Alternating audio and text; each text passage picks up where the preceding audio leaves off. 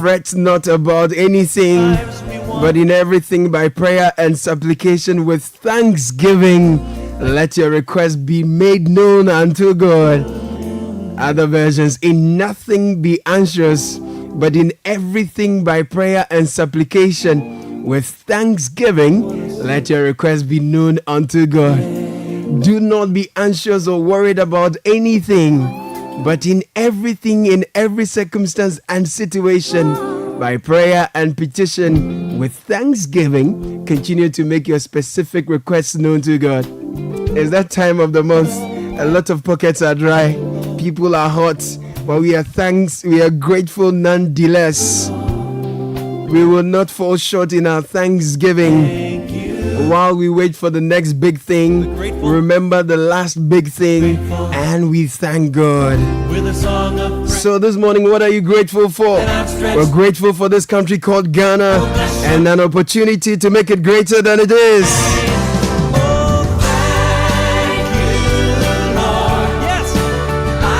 We're grateful for family, grateful for the babies, the grannies, and the youngins. Oh, we're grateful for neighbors, grateful for colleagues, grateful for employers, grateful for our customers, grateful for our suppliers. We're grateful for our leaders.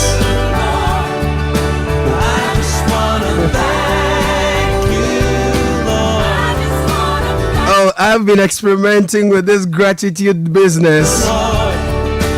Gratitude has a way of positioning you in the consciousness of your benefactors, whether they are your customers or your employers. So by all means, be anxious for nothing. That's the message for the morning. While you strive for the next big thing, be grateful for the last big thing. So what are you grateful for? This morning we're grateful for radio, the opportunity to interact with you and build a community conscious and consensus, willing to contribute towards making this space a greater place. And ADB knows that you are poised to do greater things, and you are grateful for the help you last got, and you're looking forward to more. So if you are a paid employee or salaried worker and you need a personal loan to resolve your financial issues, ADB is offering you a variety of personal loans, including top-up loans at significantly reduced interest rate. You will also enjoy a longer tenure of up to 6 years. This offer is open to non-customers as well. So kindly visit the nearest branch or call us on 0302 210 210 or 0302 224 043. For further inquiries, ADB is truly a Greek and more. ADB is grateful you've made us the People's Bank, and we are willing to make it better. So thank you for making us a part of your commitments. It's a very interactive show. Hashtag CityCBS. Send your messages to us. 0549986996 0549986996.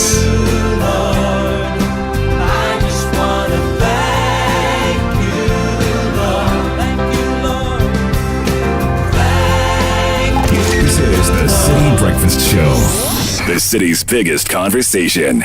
We understand the excitement and preparations that comes when your child gains admission into senior high school. But we at the Agricultural Development Bank, ADB PLC, also understand the financial burden this comes with. The chop box, trunk, school mattress, you name it. That's why we have partnered with Prospectus Ghana Limited to offer financial support for parents by introducing the ADB Quick Purchase. With a smart loan of up to 20,000 Ghana cedis, you can pick up all the items on your child's prospectus for school. ADB PLC offers you a repayment plan of 12 months to relieve you of all that heavy financial burden. Every ADB customer who receives their salaries through the bank, military and police personnel, and all other workers on the Controller and Accountant General's payroll qualify for this facility. Walk into any ADB branch nationwide or any Prospectus Ghana Limited office near you to apply for the ADB Quick Purchase. Terms and conditions apply. ADB, the People's Bank. ADB, truly a Greek and more.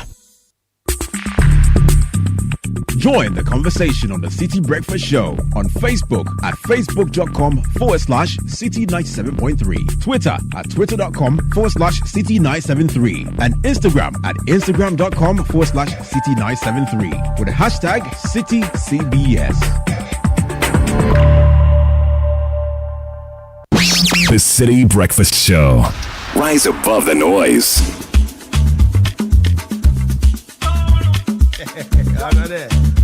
If you know, you know. But if you don't know, now you know. Unleashing the power of relevant radio. This is Citi 97.3. The big ballers in town. Now you know. Now you know. Forget what they know them. Yes. Agba baller. How much is money? It's nothing. Ballin'. Premium or nothing. Now you know. Now you know. Now you know. Now you know. Forget what they know them. Yes.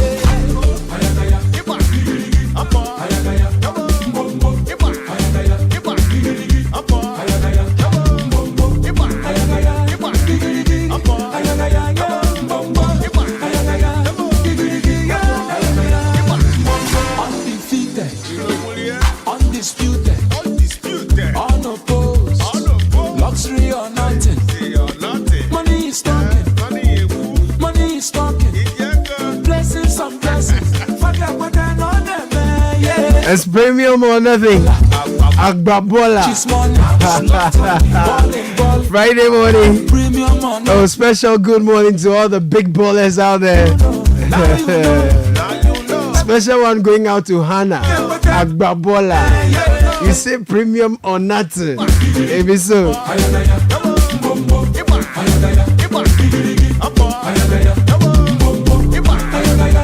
That's the flavor for the morning. Newspaper review coming up shortly. Brought to you by Fidelity Bank and Total Excellium. Pan-African Payment and Settlement System PAPS is now live at Fidelity Bank. Now imagine sending money to your loved ones or business partners across Africa instantly and in Ghana cities. Now you know. This is how the big ballers do it. They PAPS it. They don't wait for days for transactions to clear. No more expensive fees, just fast, secure and affordable payments. As premium or nothing with PAPS. Here on Fidelity Bank, we make sending money through PAPS easy. So visit any Fidelity Bank branch and start sending money across Africa instantly, securely and affordably to Nigeria, where the flavor is blazing, to Gambia, Liberia, Guinea and Sierra Leone. Fidelity Bank, believe with us. Undefeated petroleum products on the market. It's Total Excellium 3-in-1. Powerful and amazing. We're introducing the Excellium new formula, the additive enriched fuel, with this powerful 3-in-1 action that cleans your engine, extends its life, and lowers your fuel consumption. Thanks to the cumulative effect of its anti-corrosion, anti-wear, and detergent additives, Excellium new formula also lowers your vehicle's fuel consumption, reducing 202 emissions. You will drive like a baller, like the baller you are. So experience the difference with Total Energy's Excellium new formula. Choose Excellium, choose quality, because it's premium or nothing. Newspaper review up next.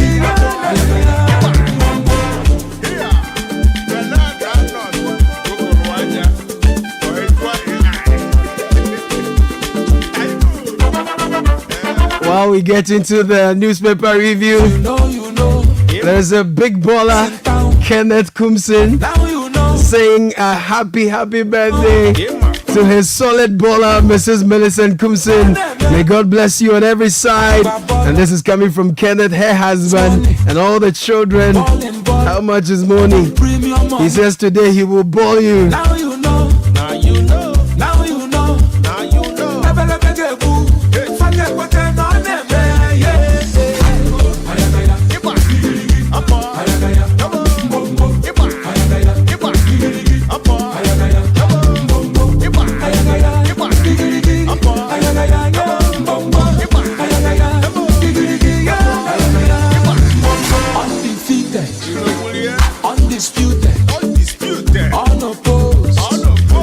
Undisputed Richard Alaska is in the studio.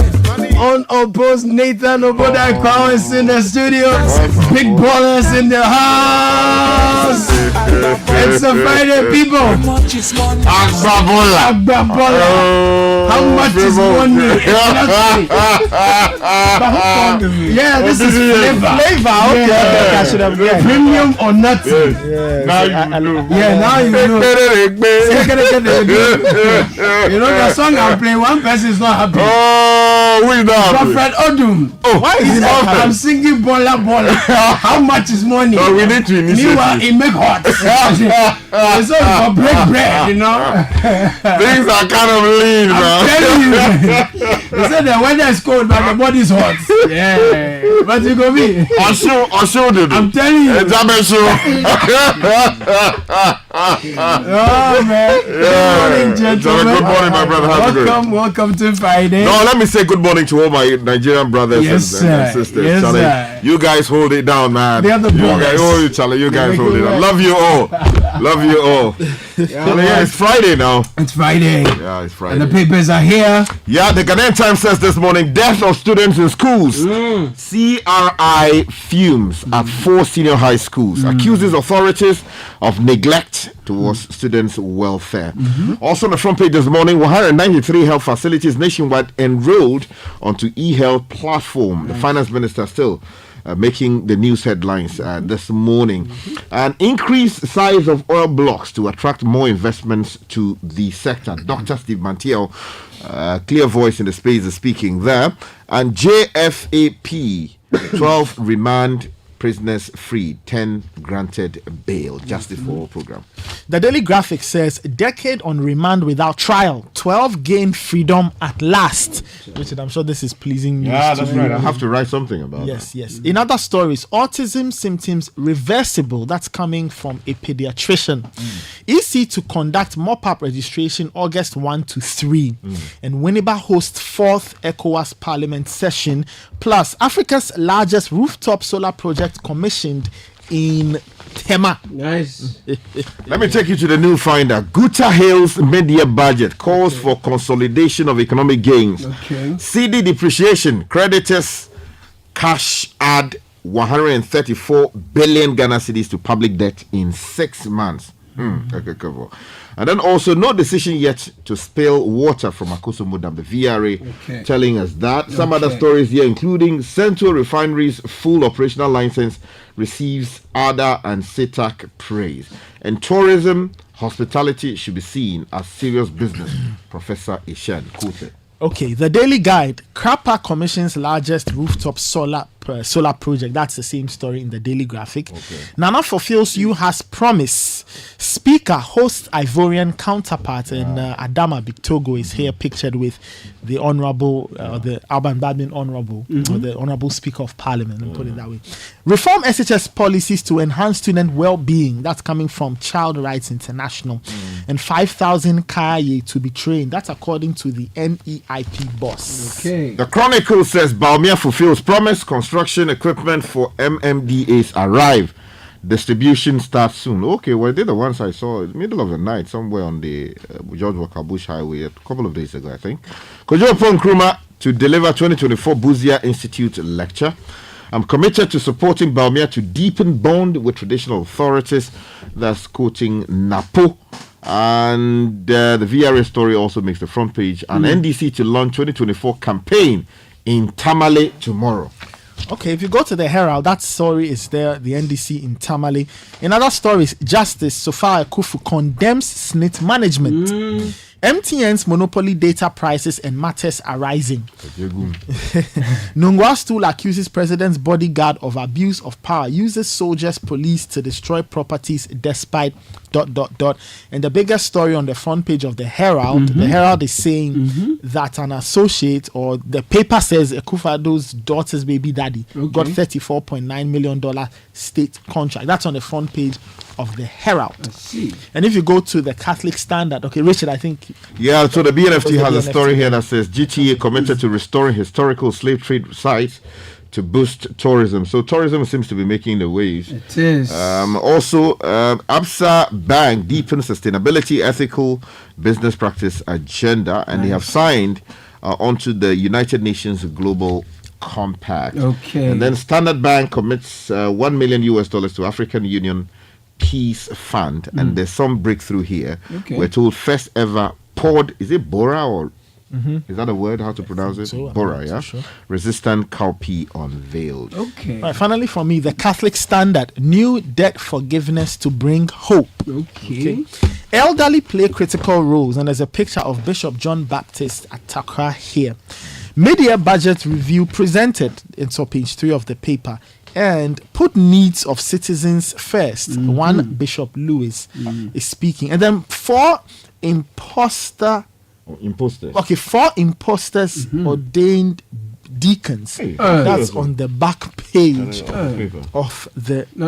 That one. So we need to hear from Monsignor Jagodzinski on that matter. Let's go online, shall we? Yeah, Shall we go online now? CitiNewsroom.com. Stop blaming COVID-19 for economic mismanagement. Minority tells government. And road crash deaths rise by 17% in Africa. This is according to the World Health Organization. Information Ministry is justifying why they spent 150,000 Ghana cedis on staff during COVID-19. Now, there's a worrying one here. Residents block Accra-Tema motorway after fatal hit-and-run incident. I'll start with this one. And data prices likely to reduce by end of 2024. And then if you go down, OSP acknowledges a Blackwest petition over $34 million ambulance spare parts due and 4 billion Ghana cedi investment in free SHS yet to show value. This is Central Tong MP speaking. If you go to myjoyonline.com, we've not respected the rules governing pension fund management in Ghana. This is Austin Gamer speaking. And we must review the structure of SNIC to serve pensioners better. For speaking, we are working to improve enabling environment for businesses to grow. This is Deputy Finance Minister. The story of road crashes increasing deaths by 17% in Africa is also here.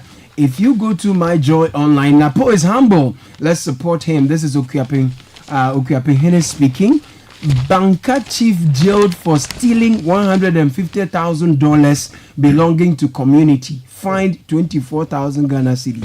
What it means is he will no longer be a chief. Yeah, that's how it looks like. 2024 election, NDC targets 35% votes in the Ashanti region, and then presidential debate can inform voters' decision. This is Frederick Odro. If you go to allafrica.com this morning, it's all about Ghana. The Norwegian embassy failed to do its job. This is the sports minister. Minority mocks Baumia's debate bid. Drivers made not fit for Mahama. At Mills' Memorial Heritage commemorates 12th anniversary of former President Mills' passing. This is Kokwanyido. And then also, finally, CNN, Harris says it's time for Israel-Hamas war to end. Let's see how that goes, but we'll go into the details, starting with Ghanaian Times. Yes, there's a very interesting story on the front page. Maybe Nathan would tell us more about it subsequently. Now, Cabinet gives approval to convert Boteman Sports Complex to university. Raymond Akume, reporting page 23 of the newspaper, says the Ministry of Youth and Sports says it has received Cabinet approval to convert the Boteman Sports Complex facility into a university of sports for development. Now, this follows an announcement of intent made at the commissioning of the facility, that's in the opening of the facility by the sector minister. The government will convert the complex built for the hosting of the Africa Games into a university for sports development. Now, speaking at a media briefing on Wednesday, Mr. Yusuf, the minister, said, as promised, cabinet approval has been sought to convert the Boteman Sports Complex into a university of sports for development. He added that currently the bill for the establishment of that particular university is on its way to Parliament to be passed into law. We can't wait. We've been talking about possibly, the fact that this thing may be neglected and blah, blah, blah. Now, the intention to convert it seems a very brilliant idea. Provided we'll provide it with the funding needed. Absolutely. That's actually. And allow the professionals the free hand to operate run the place professionally. properly. Yes. Very necessary. Now, let me take you to the motorway last night. Residents blocked the Accra-Tema motorway after fatal hit and run incident last night. Very disturbing photos here. A major traffic disruption occurred on the Accra-Tema motorway Thursday evening, resulting in standstill for both commuters and drivers. Our Channel 1 TV's Elizabeth Okanse, who was caught up in the traffic, told Citi Newsroom that a hit and run incident caused the traffic. According to her, some eyewitnesses confirmed that a vehicle hit a young girl, killing her instantly on the motorway. Tragically, she was subsequently struck by another car, meaning one car hits her and then runs away and others run over her. Oh man, very, very tragic incident here. So photos of the traffic situation from last night are seen here. This incident sparked outrage among the local community. Now in response, they blocked the road, refusing to let any traffic flow through until the arrival of the authorities. The protest is taking place near the Interplus area of the motorway. So this is what happened last night. Very unfortunate incident. A young lady has lost her life. Driver knocks her, runs over her, subsequent vehicles run over her, and the residents block sections of that road. This our motorway has become a shrine. Hardly a day goes by without an incident. Those that are reported are actually are likely to be a tip of the iceberg, and we all know the risk factors here. Your motorway is not functional, there are no lights, there are so many potholes, and it's been heavily congested. People are crossing, you are driving and someone just crosses and you don't even see them at night.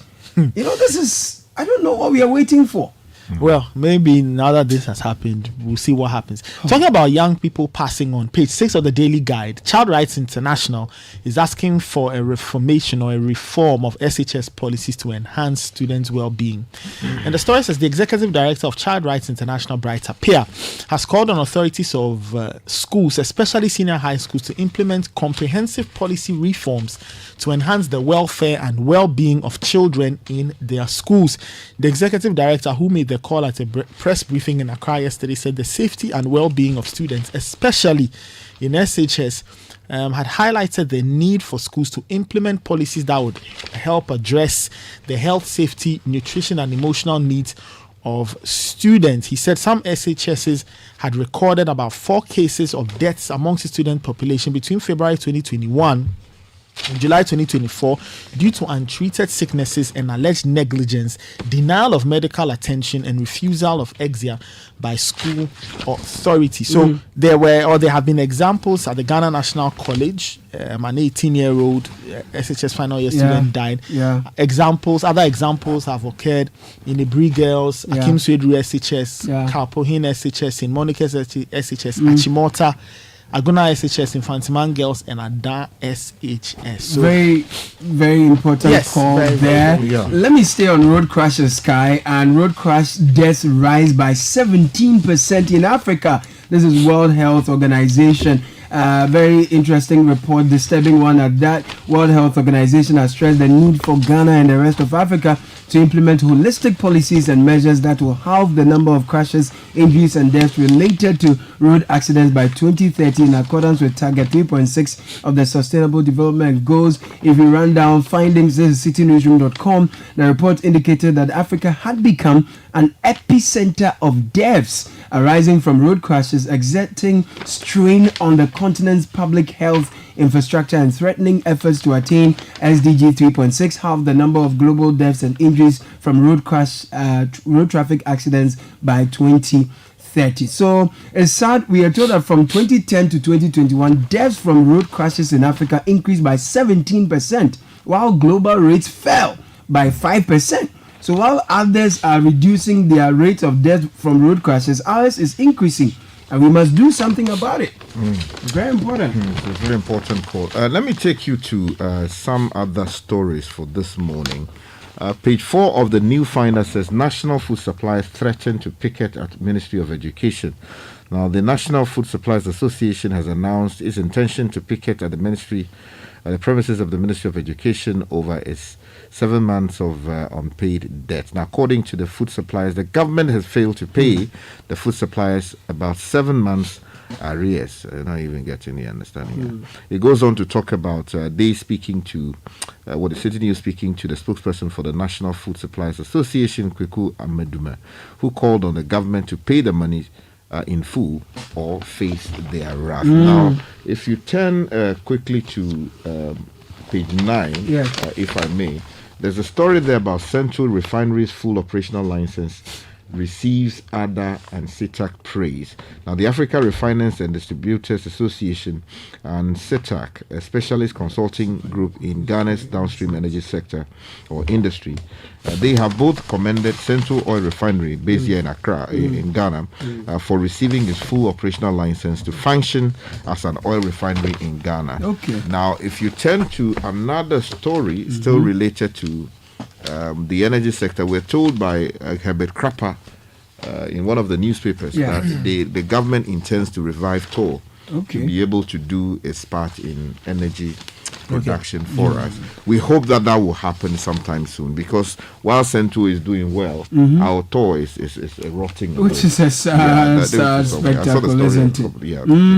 But the former Chief Justice Sophia Akufo has been speaking on the SNIT deal, right? Yes. That's on page 2 of the Herald, and it says former CJ Sophia Akufo has accused the management of SNIT of deliberately running down the hotels that it wanted to sell just to reduce their value and in the end distribute among themselves. This, she said, has been the story of many state entities in Ghana.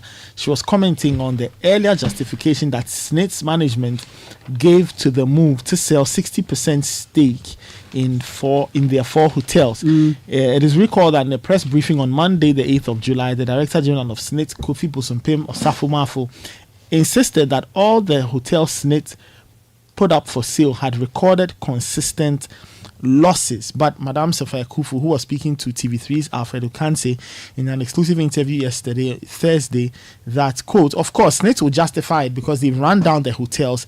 And just like in the public sector, a lot of the public properties have been run down just so that the value will be run down, and always at the end of some cycle or the other, they do sweetheart deals and do this distribution among themselves. Sweetheart deals. Okay, she says SNIT can say I have defamed them, but I don't care. Wow. All right, let me take you back to the Ghanaian Times. Page 13 has a story. Africa's largest rooftop solar plant inaugurated in Tema. The story is by Ian Morty from Tema. Was it Ian? Okay, yeah, Ian Morty. It says Ghana's desire to fast-track its renewable energy rate had a major boost when a 16.82 megawatts rooftop photovoltaic solar plant was inaugurated in Tema yesterday. Now owned by LMI Holding Company Limited, it is the largest single rooftop solar plant in Africa and constructed at the cost of $17 million. Whoa! Okay. Now solar power generated will be distributed to its clients within the Tema Free Zone Enclave Industrial Zone, also known as the Mega Warehouse Rooftop Solar PV project. It would become a beacon of sustainable renewable power progress in the Let me bring it back to CitiNewsroom.com. OSP acknowledges a Blackwise petition over $34 million ambulance spare parts deal. Story by Hamdia Mohammed. The Office of the Special Prosecutor has received a petition from the Member of Parliament for North Tongue, Samuel Okudzeto Ablakwa, regarding the controversial $34 million ambulance spare parts deal approved by former Finance Minister Ken Ofori-Atta. Mr. Ablakwa alleged that Ofori-Atta and former Health Minister Kukwadu Mamenu, he alleges they conspired with a private company, Service Ghana Auto Group Limited, to swindle the government. He claimed that Ofori-Atta approved the deal just 5 days before leaving office, raising suspicions of impropriety and questioning the company's ability to deliver, given its recent incorporation. Herald has a more colorful report on this one. The Herald, very interesting. Now, the Herald is saying that it has obtained a report revealing the president's administration awarded a significant state contract to associates of his 2 daughters. And it says on the family dinner table is the 34, and you mentioned the amount. Spare parts deal or the deal that went to Service Ghana Auto Group Limited, partly owned by Stephen Okoro and Alvin Mensah, who are said to be connected to the president's daughters in various ways. Interesting. Various links. $34 million. So the OSP is going to investigate this. He's accepted. Yes, he's accepted. So we wait to see I'm sure it will feature in the next OSP report, or maybe the OSP as and when they get concrete details or they hit concrete milestones. And then the recommendations, whether or not they'll be implemented. Now, if you go to the BNFT, there is BNFT weekend. A beautiful write-up on a Ghanaian, so Benny Bonsu. We're told she's the Ghanaian woman shaping global Olympic content for Paris 2024. Nice one.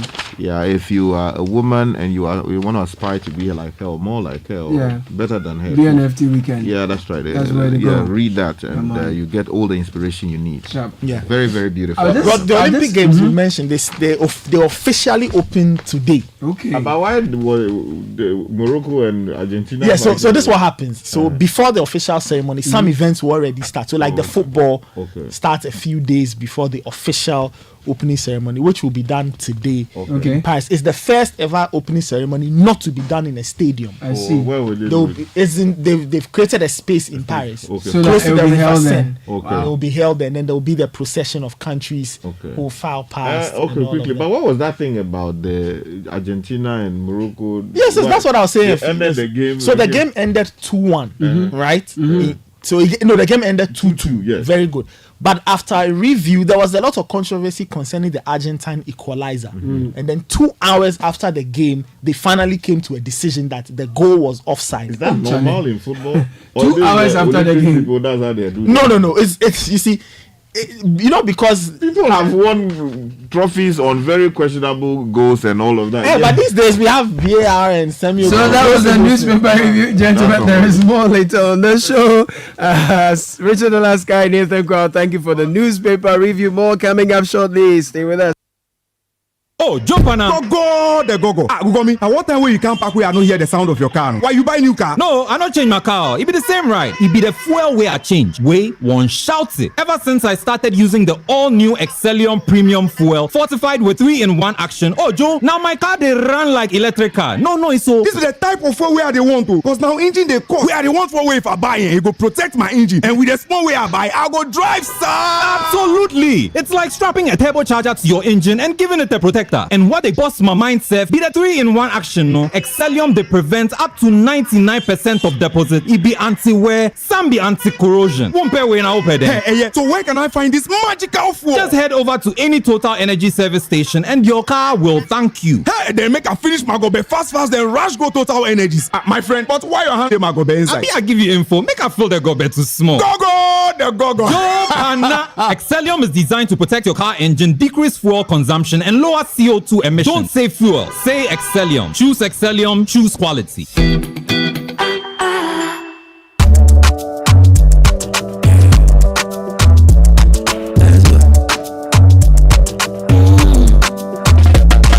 My body, when you wake up in the morning, and you know the money calling. Oh, you go work.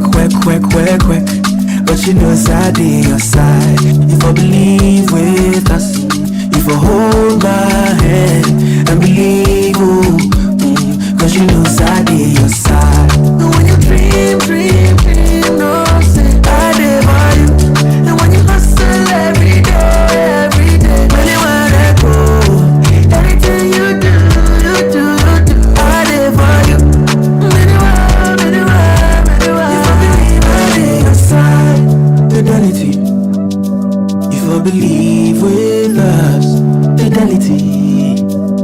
If I know I be your side, fidelity. This is the Citi Breakfast Show, the city's biggest conversation. A minute to 7, and Nashika Caesar is here looking like money. She'll be presenting the business news shortly. Business news brought to you by MTN and Access Bank. If you need to make an urgent call but you realize you're out of credit, or you're browsing and you notice that you're out of data, all you have to do on MTN is to dial *506# and you're good to go. You borrow extra credit and data and you're good to go. So your conversations don't need to end. Borrow extra time now and enjoy the things you love on your favorite network, MTN. Hello world, let's help you check your dream locations off your bucket list. Make your travel dreams a reality with Access Bank. Our aviation and hospitality desk is designed with you in mind. Let's help you book and pay for your ticket and secure travel insurance, whether it's a tropical escape or a visit to family. Access Bank has you covered. Avoid the hassle. Book your next flight with Emirates, South Africa Airways, Air Peace, or Africa World Airlines through Access Bank. Our 55 branch network gives you convenience, easy payment, and security. Also pay for your Qatar Airways flight with your Access Bank Visa card and enjoy up to 12% off. Visit www.africa.visa.com to register. Our website is www.ghana.accessbankplc.com or call our toll free number 080004400 for more information and assistance. Access Bank, more than banking.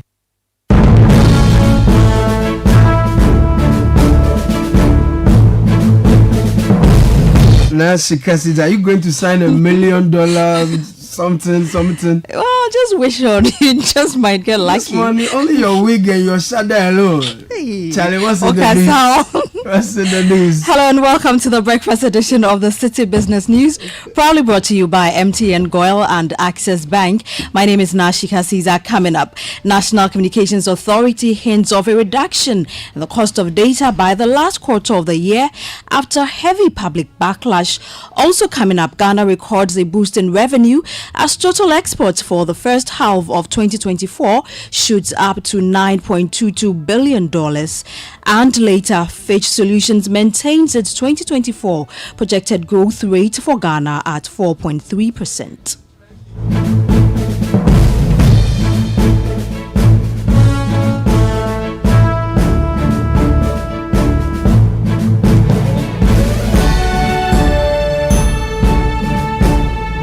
The details of our stories now. The National Communications Authority, NCA, has hinted that there will be a reduction in the cost of data by the last quarter of the year. This comes after widespread criticisms and calls for the dissolution of the NCA board, partly due to MTN's classification as a significant market power, SMP, which some argue has led to unreliable data supply and high cost. Speaking on Citi FM's Point Blank segment on Eyewitness News, the Director General of the NCA, Dr. Joe Anochi, attributed the decrease to the introduction of a network that allows telecommunication companies to purchase bulk data without upgrading their towers. Innovations that we believe we have done, well, we believe that it will bring down the cost of data because entities will now, the cost of production will go down because it's another entity that's giving you bulk. Enterprise is expected to go down, especially again with NGIC, wholesale, career neutral, open access. Now AT, now Telecel, now even MTN, they will just buy bulk. They don't have to upgrade the towers. They don't have to buy new equipment to provide 4G and 5G because another entity is doing that. They are supposed to launch the last quarter of going from the beginning, adding more towers. I think we should be hopeful. That was the Director General of the National Communications Authority, NCA, Dr. Joe Anochi, speaking there. Now, Ghana has seen a boost in revenue from its exports, according to the latest data from the Bank of Ghana's summary of macroeconomic and financial data for July 2024. The report shows that the value of Ghana's total exports for the first half of the year has reached $9.22 billion. In comparison, imports were recorded at $7.42 billion. The following report provides further highlights. A look at the data indicates that the country's record of $9.22 billion represents an 11.7% increase from the $8.14 billion export value recorded during the same period last year.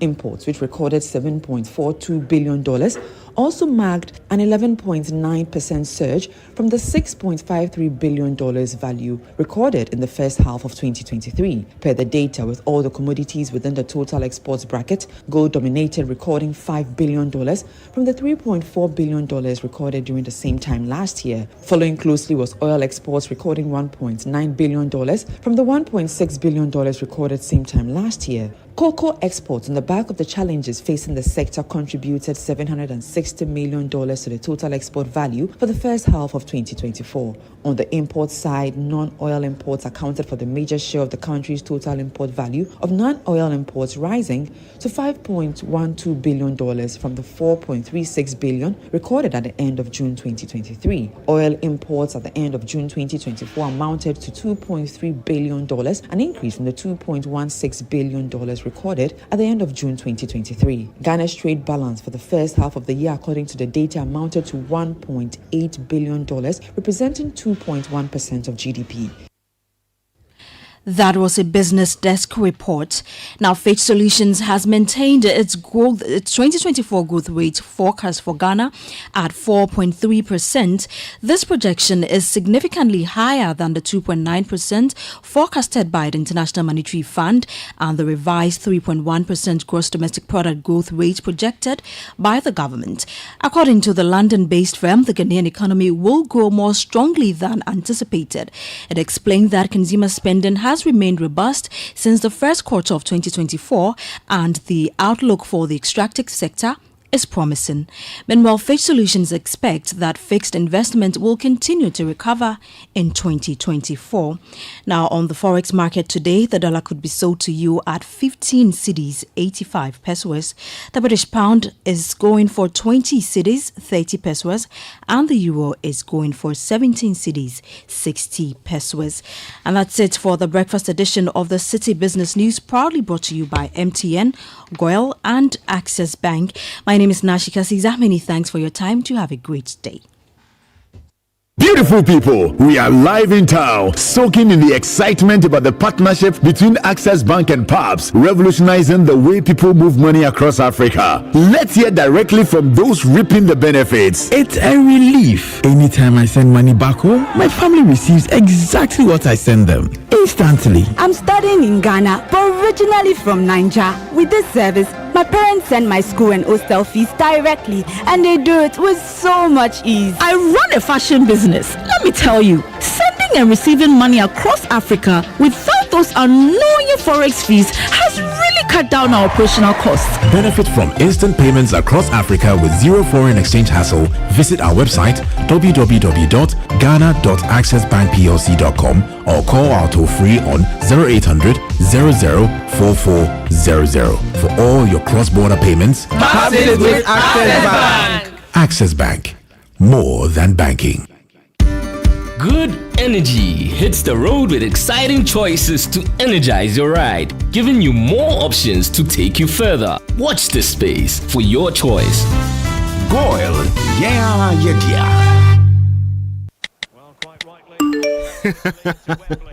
Hey, so as for you, every day you are just pressing your phone. Why? Are they paying you? They are, Oma.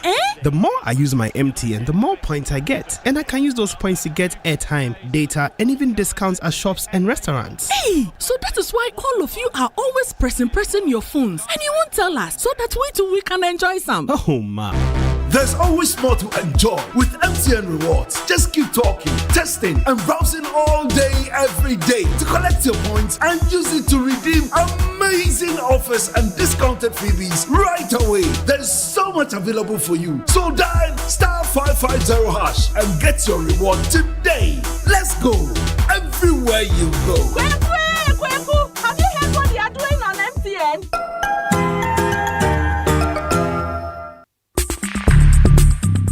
Join the conversation on the Citi Breakfast Show on Facebook at facebook.com/Citi97.3, Twitter at twitter.com/Citi973, and Instagram at instagram.com/Citi973 with the hashtag CitiCBS.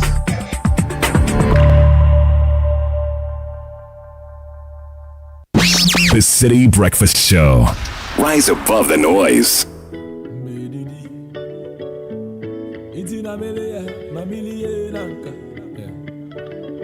Abedim Pars Come Kofi Kenata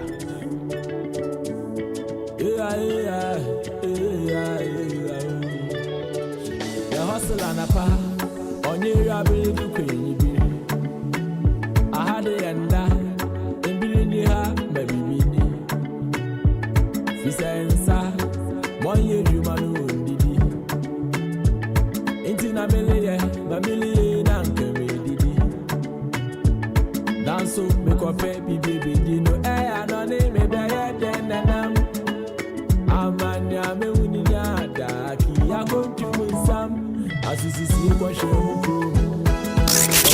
unleashing the power of relevant radio. This is City 97.3.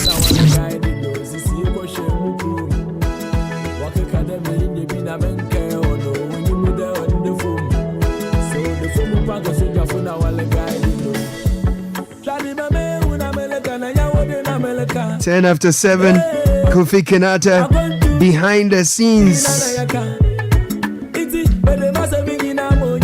If you want to be a millionaire, there's a truth behind the scene. Telecel More Money promo is here. 1 million Ghana City grand prize is up for grabs, and it could be you. You simply have to reload your mobile wallet using your Telecel cash wallet and be part of the daily and weekly draws where you could win up to 30,000 Ghana Cedis every week. Purchase data or airtime using your Telecel cash wallet and double your chances making payments onto your fixed broadband. Also gives you a chance to be the next millionaire. The more you reload, the better your chances of winning in the Telecel More Money promo. To opt in for free, dial star 500 hash or send win to 500 or visit the Telecel Play app. This promo is regulated by the NLA on the Caritas Lottery platform. T's and C's apply. Telecel, connecting energies. Now, if you want to be a millionaire, you want to make it big, we have a big conversation coming up on the City Business Edition this morning. We're looking at how SMEs can harness the power of chatbots for their businesses. Roland Tego is the CEO of M Notify Company and Chatbots Africa. We'll be talking to him shortly. But the biggest dreams, as you know, they always start small. So this long vacation, enroll your children or wards on the First Bank Ghana Junior Internship Program from July 15 to September 15, 2024. Enable them gain valuable work experience. All you need to do is to sign up your children or wards for the Kids First account designed for children up to the age of 12, or for the Me First accounts made for teenagers aged 13 to 17. Make an initial deposit of 300 cedis in the account and apply for the First Bank Ghana Junior Internship Program. Your child or ward will experience an exciting 5-day internship at any of our branches. Get to participate in an essay writing competition and win attractive cash prizes if they win. To find out more about the First Bank Ghana Junior Internship Program, please call 0596 921 921 or email firstsolutions@firstbankgroup.com. First Bank Ghana, you first. Hello, Ghana. There is an exciting new chocolate beverage out there on the market from the producers of Cowbell. Permit me to introduce you to Twitsco, a chocolate food drink with a blend of premium cocoa powder enriched with Anafort, a combination of energy boosting minerals and vitamins including B vitamins and many more. It's available in 20g and can be found at your nearest neighborhood store in a delightful red sachet for only 1 cedi 80 pesos. Start your day with a cup of the great tasting Twitsco and power your dream. This advert is FDA approved.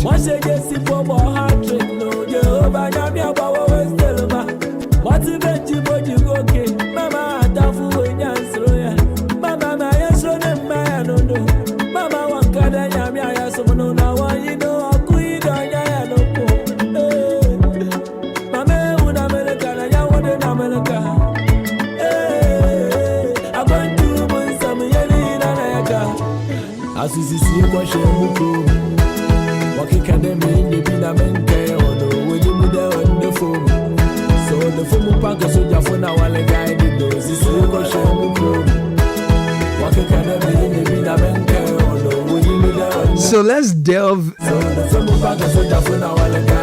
into today's business edition. We're discussing how SMEs can harness the power of chatbots for their businesses.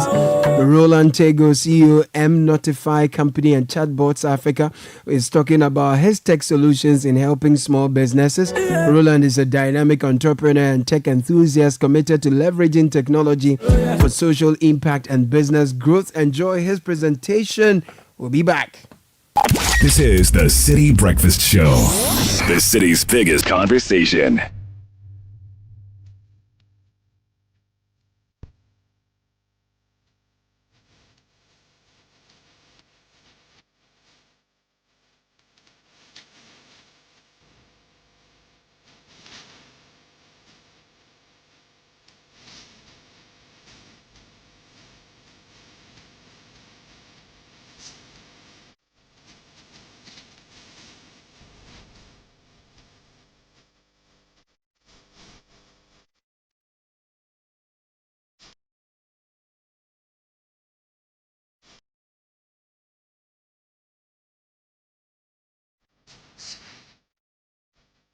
I'm sure you all know what the digital business is, right? So far as you have a business that's running online, then that means that you have a digital business. But it's not enough to have a digital business, right? So you need to also be part of the digital economy. So majority of the times, I realize that people have websites, but they have a website, you go there and the information over there is so outdated, right? How many of you agree with what I'm saying? So let's say you want to buy something and I go to the shop and what I see there is different from what is online, right? So although they would say they have a digital business because I have a website, I have Instagram and I have WhatsApp and all that, it's not updated. So for you to be part of the digital economy means that you have to be very active on social media, online, on your e-commerce and the likes. And essentially, being part of that means you are contributing to the digital economy. And it's simple. If you are using the internet, you are using a mobile phone, then you can essentially be part of the digital economy. How exciting is that, right? We are in a new age and all that. So just historical context. So how many of you know of Amazon and eBay? And how many of you would be surprised to know that actually eBay launched somewhere in 1994, right? That was when eBay started. And we were here thinking that, oh, in 2020, let me have a website for my business and the likes. So in the 1990s, there was the internet revolution and there was e-commerce. And it was exciting because you could now not sell just in a corner store, but you can sell online and have your products online and anyone can see all of that. Then in the 2000s, we moved into the age of social media. So we had Facebook, then came Instagram, and it was very exciting because now you can sell to a newer generation, people who have smartphones. But like Soli says, some people are still also using feature phones. So what happens to people like that? That's a conversation that we'll also talk about. Then we went into 2010s where you had cloud computing and AI. So for those of us that are thinking that AI started in 2 years or 4 years ago, then I'm sure you now know that that's not the real case. But we had AI and there were interesting things happening around AI and it was quite basic, but was still interesting. Then in our current revolution, we have IoT, there's 5G, blockchain, then advanced AI solutions. Now you notice that we have AI-driven applications, then advanced AI solutions.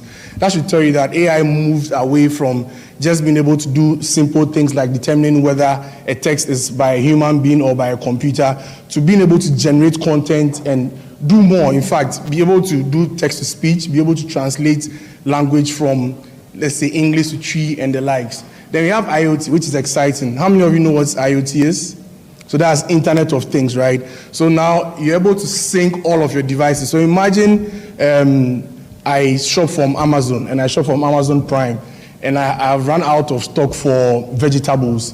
My fridge is able to automatically detect that I have run out of stock, be able to place an order and get the items delivered to me. These are some of the things that are happening in the Western world. And sadly, because of some challenges that we face in our part of the world, we are unable to utilize all of this. But why do I say all of this? I show this for us to first and foremost take a deeper insight to ourselves and understand what stage am I currently in my business. Am I still in the 1990s running a 2024 business where my business is only on e-commerce or on the internet, which probably might not be updated for over the past 4 years?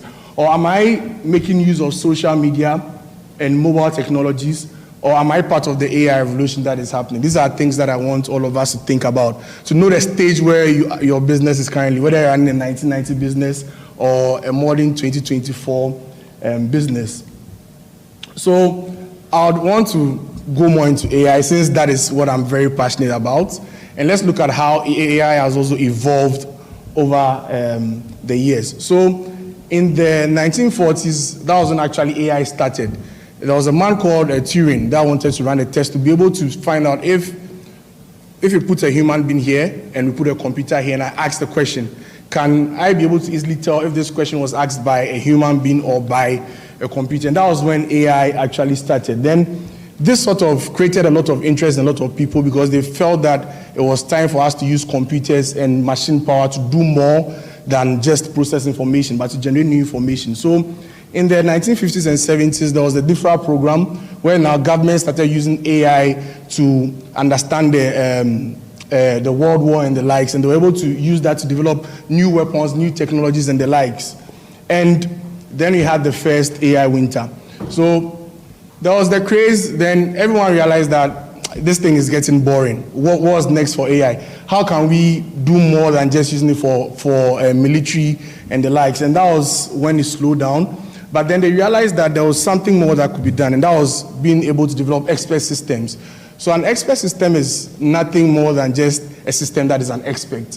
So they got experts around various domain areas to bring knowledge. So if, let's say, I'm a doctor for, let's say, a skin doctor, you get all of your data around that. If someone comes to me as a doctor, what's the information I give them and all of that, the questions I ask, then they put all of that into an expert system so that then now anytime you had queries, you can easily talk to the expert system and get all of that. But this was mainly based on rules and knowledge, right? So anytime there was anything outside of the rules, the system could not answer that. And this was sort of a setback for AI. But like technology always keeps evolving. And as a result, we went into the second winter phase where now they decided that instead of us setting rules, let us rather have all the knowledge and leave AI to create their own rules and be able to further make decisions on that. And this was very exciting, but became boring as well. Human beings like change, and after a while, things become boring, right? Oh, please, am I right? Yeah, so because of that, we moved away from knowledge systems and went into machine learning. And with machine learning came big data. Now, one exciting thing about IT and all that is that, let me give you a simple secret. Don't let anyone bore you with big jargons and big words. They mean what they mean. So when you say big data, essentially is what? It's data that is what? Big. So then now, after we had fed systems with knowledge, we wanted them to now have essentially more data to be able to operate with. To be able to understand, okay, if I have data about ABSA, about MNotify, about Insano, how do I put all of this together and be able to easily query and run information? And that also made it possible for us to have machine learning with computing power increasing as well. We're able to have machine learning to now further learn all of this. Then beyond learning, be able to now operate based on that. And that's when we moved into the deep learning, where now cars, for example, can drive on their own because they understand how the road works. They have data around the streets and all of that, so they're able to operate on their own. Then we had the AlphaGo as well, developed by Google, which was able to defeat the champion in Alpha, right? So essentially, at this point, we're at a point where now AI could easily be able to not only learn, but take what it had learned and use that to sort of defeat the master. So imagine me being a student, I come to you, you teach me something, and eventually I beat you at your own game. How does that feel, right? And that is one of the reasons why people actually are very skeptical about AI and the direction that AI is going, because people believe that AI would get to a point where it would take over from human beings, just like in the Terminator movie that I'm sure you've all seen. But post deep learning, we went into generative AI, and that is when all of us actually got to know the power of AI. Because with deep learning, with generative AI came the likes of ChatGPT, text-to-speech, and all of those fancy new technologies that you have.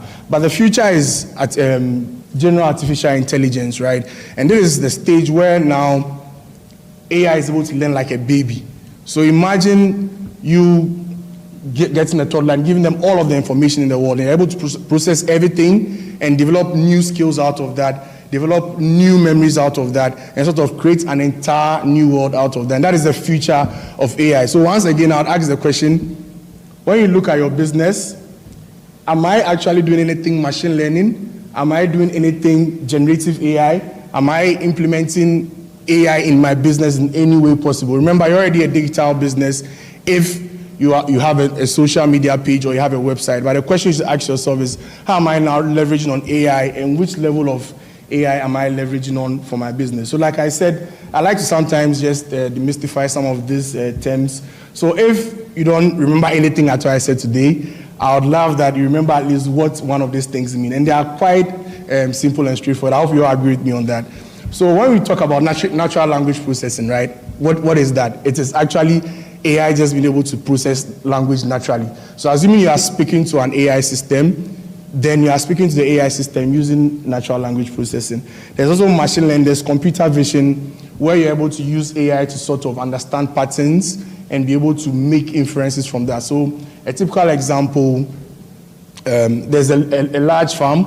I have some crops that are being infested. I can easily use a drone to run a scan, an aerial scan of my farm, and using AI and computer vision, I'm able to tell which plants have been affected and spray or fumigate those ones. So that's computer vision. Then artificial general intelligence, like I said, is the future of AI, where now computers can learn, where AI can learn and be able to generate new knowledge and be like human beings essentially and operate like human beings. And once that is embedded into robotics, we would have what we see on TV, where you have robots interacting with us, playing football with us and all of that. I believe that is exciting and will happen in the next few years, give or take no more than 10 years. You can mark my words for that. Or you guys don't believe that? Yes, but I'm looking forward to the day when we can speak with AI and speak with robots and sort of have regular conversations with them and be able to get more information from them and understand ourselves better using the data that they have gathered over the period. So, I mean, all of this for me is very exciting. I find this very exciting because I feel that currently, what is a global village? I can be in Ghana and be doing exciting things in Rwanda, in Cote d'Ivoire, and the likes. And all of this is because of the digital economy and also AI, right? So because of AI, you are able to sort of automate and be able to do a lot and even bridge the communication barrier or the language barrier that exists. So with AI, currently, you're able to do a lot around process automation. So if I run a business and I'm currently not automating any part of my business, then I'm running a 1990 business. How many of you agree with me? So for you to be able to really run your business, you need to look at the processes that you have and understand what are the things that are repetitive, how can I easily automate them, right? So the thing about AI and computers is that it's a garbage in, garbage out approach. So before you can be able to automate something, you also need to understand what are the processes that I have. What do I do to move from point A to point B?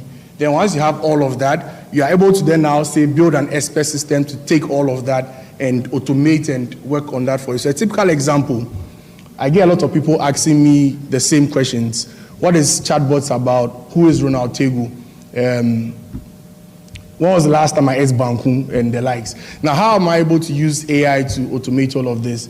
With the power of AI, I can just have all of these questions listed down. Then AI is able to filter that and answer the questions, even though they are asked in different formats, different shapes, in different languages. That is the power of process automation. There's also supply chain optimization, where you're able to now measure your inventory. You're able to know which items you're running out of stock. And I found this interesting founder some time back. I met him somewhere in Rwanda, and he had this technology where he was able to, he runs he has a warehouse that trucks come in and eventually they offload items and all that. And before using AI, when they sort of offload 10 bags of rice, they pocket 3 bags, right? And how many of you can relate to that? It happens sometimes. And using the power of AI and computer vision, what he does now is that there are cameras everywhere, but the cameras are not just recording. They are recording, they are counting, they are also watching the movement. So anytime there's a deviation from the movements, he's able to tell that, no, something is going wrong. And he gets an alert triggered and all of that. And beyond that as well, he knows that for every bag, there's this amount of, there's this quantity in the bag. So anytime the items are being restocked, automatically they are taking stock of the items. When he's running out as well, he's able to know and essentially restock. And that is the power of AI. We also have AI-driven products and services, which I'll talk about shortly with our chatbot solution. Then we have the usage of AI to make enhanced decisions. So for us that run very big businesses, sometimes we struggle to make certain key decisions, or even for those that run small businesses. Imagine I have an e-commerce shop and I have people buying from all over Ghana. How am I able to know where to target the most? How do I know what time of the day people really buy a lot from me? Or how do I even know the best time to run the campaigns for my ads? How do I know how people react to the ads that I build, or the keywords that make it easy for people to react to my products and to my ads as well? And that's the power of AI. With AI, you're able to sort of easily have these analytics and be able to run your business with a lot of information that originally would have taken you a lot of time to sort of understand and gather and the likes. And Another exciting thing for me is emerging technology. We have smart cities and we have smart cars. So I went to a friend's house and I realized that he's not at home almost every time, but when it's evening, his lights come on. In the morning, his lights automatically go off. And I was like, why do I always have to spend time to turn on my lights and turn off my lights? So I inquired with him and he made me understand that, you can easily do that just from your mobile phone. From your mobile phone, you can be able to open the gates in your house while you are even in the office. You can be able to turn on the TV, turn off the lights and all that. And that for me is very exciting because with the help of AI, you're able to easily say that, okay, every 5 p.m., this action should happen, right? And these are things that, trust me, we have experienced and we have seen, but for many of us, we didn't know they were AI, right? And it's essentially because we don't understand what AI is. And like I've said today, AI is very simple. It has to do with automation or natural language processing or computer robotics. So these things are fancy and nice to have.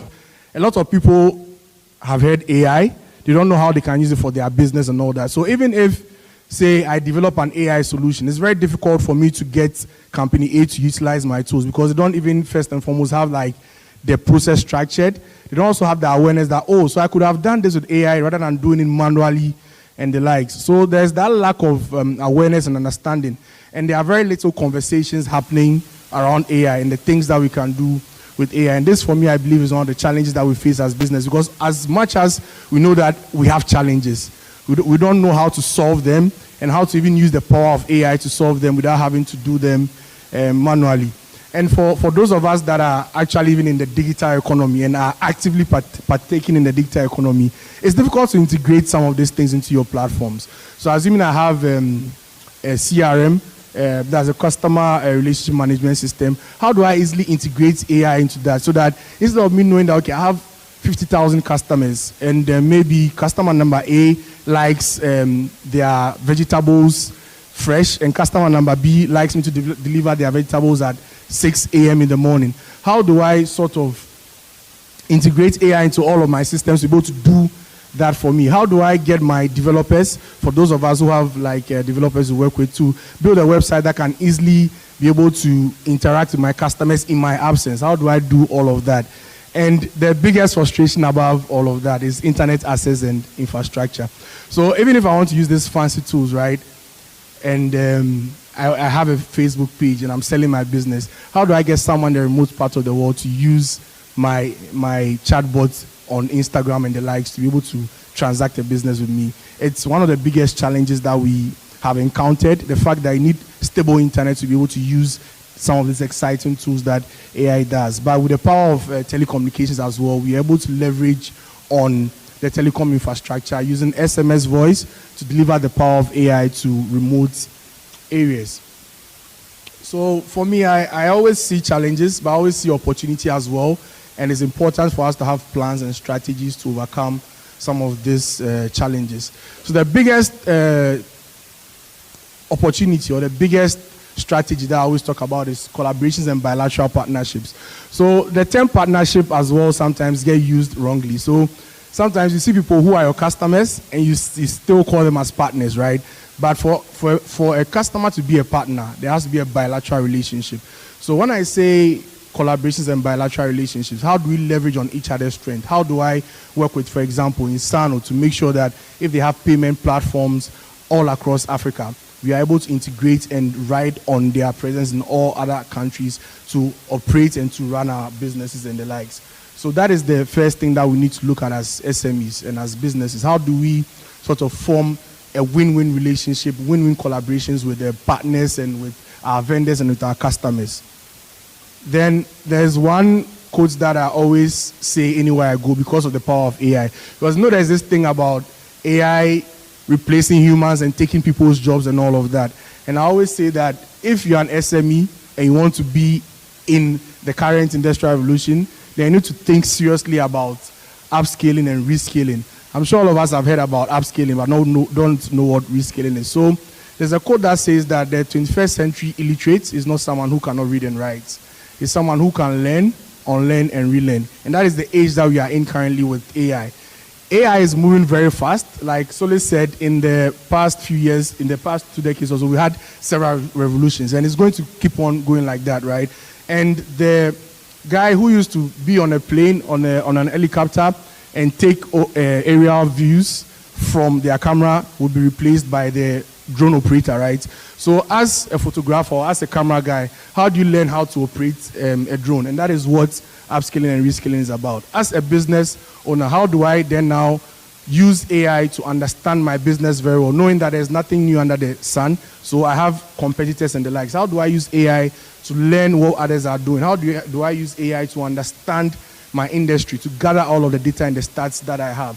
So essentially, you upskill by learning new skills, but you reskill by seeing the various improvements that have come on the skill. Because how to use, for example, ChatGPT should be something basic that every business owner should know.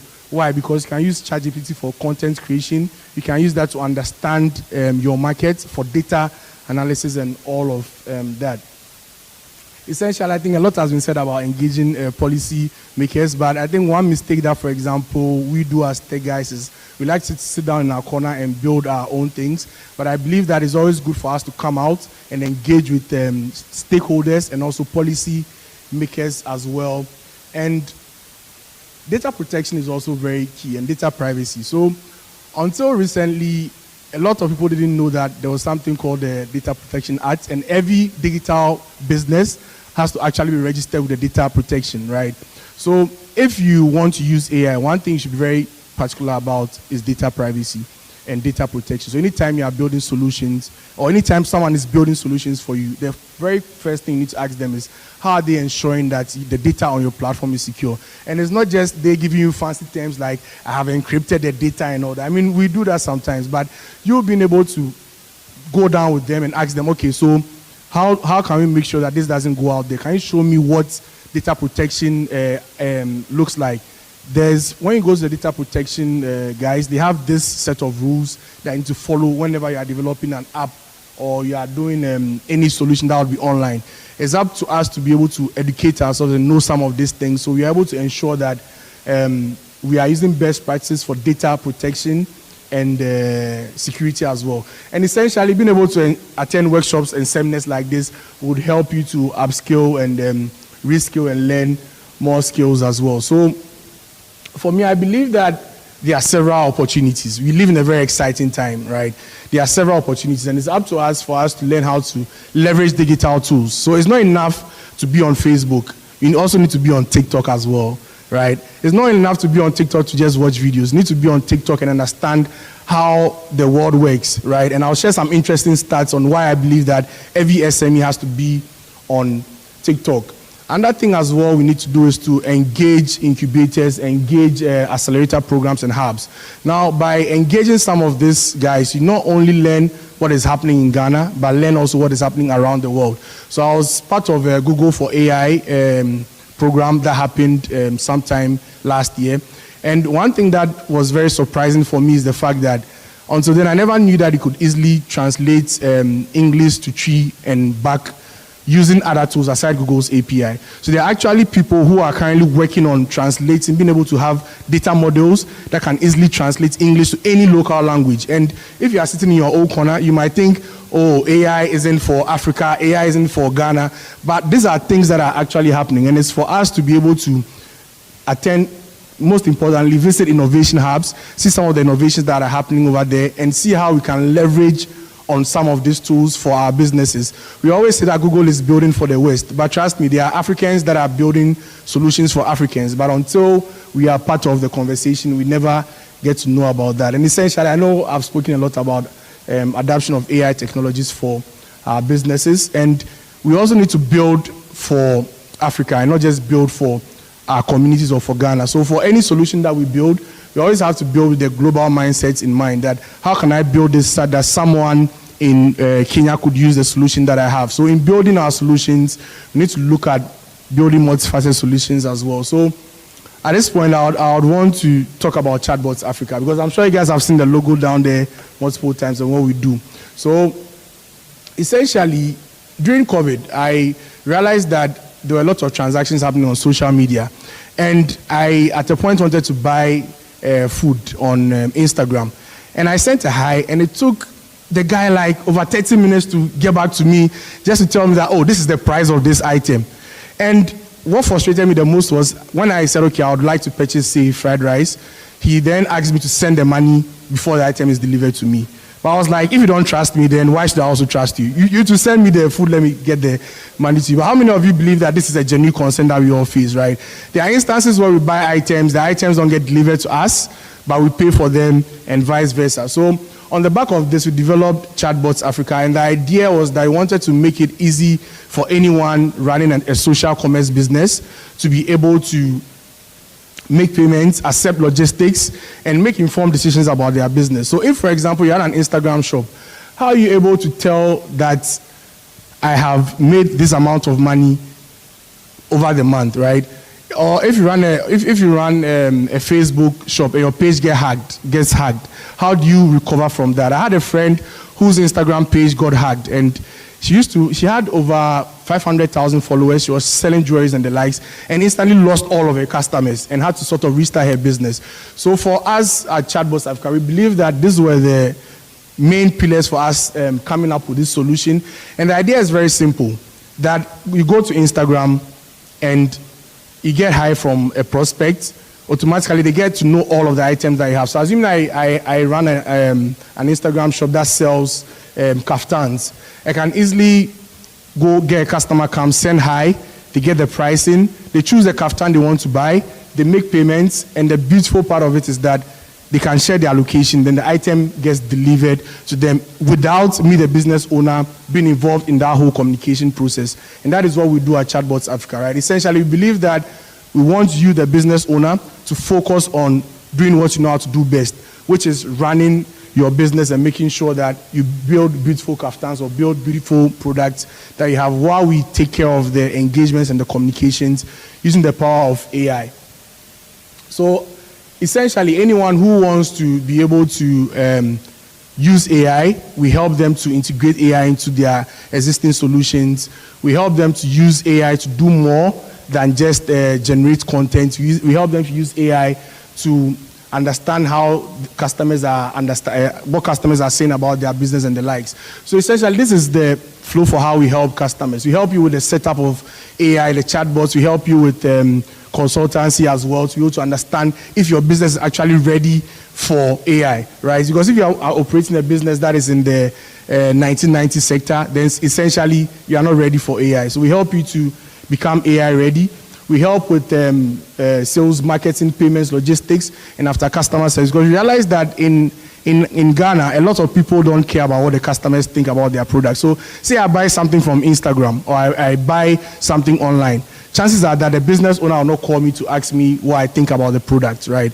But with the power of AI, you're able to automate all of this. And for us, the future is very exciting. And why I say the future is exciting is that we are looking at doing more than just e-commerce and empowering businesses to run their e-commerce channels, not just in Ghana, but across Africa. We are looking at being able to use the power of AI to bridge the communication barrier so that I can be in Ghana and speak English and still be able to engage someone speaking Swahili in Kenya or the likes, right? Without me being able to speak Swahili. Imagine that. You pick up a phone and you are speaking English, but the person on the other side is speaking Swahili or French and the likes. And that is what we want to do with the power of AI, which is super exciting for us. And before I end, I'd like to leave you with these stats, like I promised. And stat number one is that the internet usage in Africa is currently growing. And although we don't have the infrastructure fully set, trust me, in the next few years, give or take 3 to 5 years, internet should be everywhere. I get my youth back.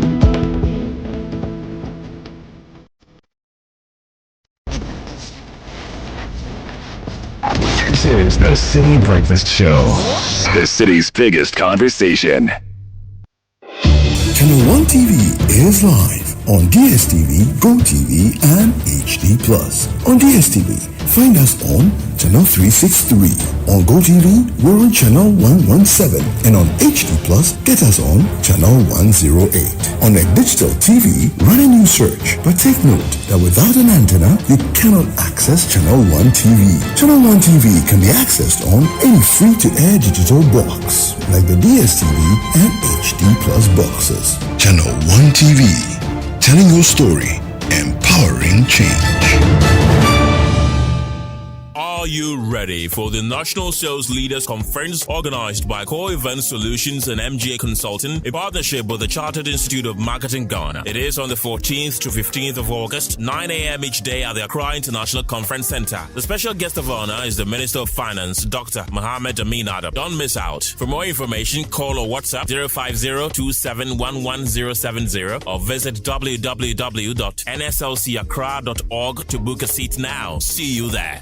Shop Price Low Price Birthday is on, which means you get all the low price deals without missing a beat. Celebrate with incredible savings with deals like 198 grams Exacta corned beef for just 37 cedis, 99 pence worth, and 340 grams Sadia frozen sausage for only 16 cedis, 99 pence worth. Offers valid until 4th August. Don't miss out on our party rock and low prices only at ShopRite. Lower prices you can trust always. Plus, you can stand a chance to win groceries for a whole year. Simply purchase 3 participating products. Check your code on your competition tool slip and enter via our WhatsApp line. Competition ends on 7th September. See in store for more.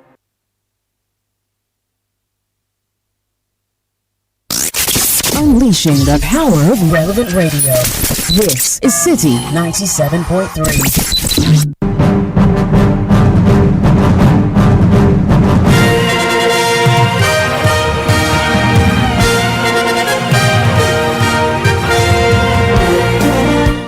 Good morning. Welcome to Friday's edition of Kickoff with me, Bernard Abeku. We're proudly powered by Shell, Leshell, and Zonda. The headlines this morning, we finally have the day here for the official ceremony of the 2024 Paris Olympic Games. More of that in a bit.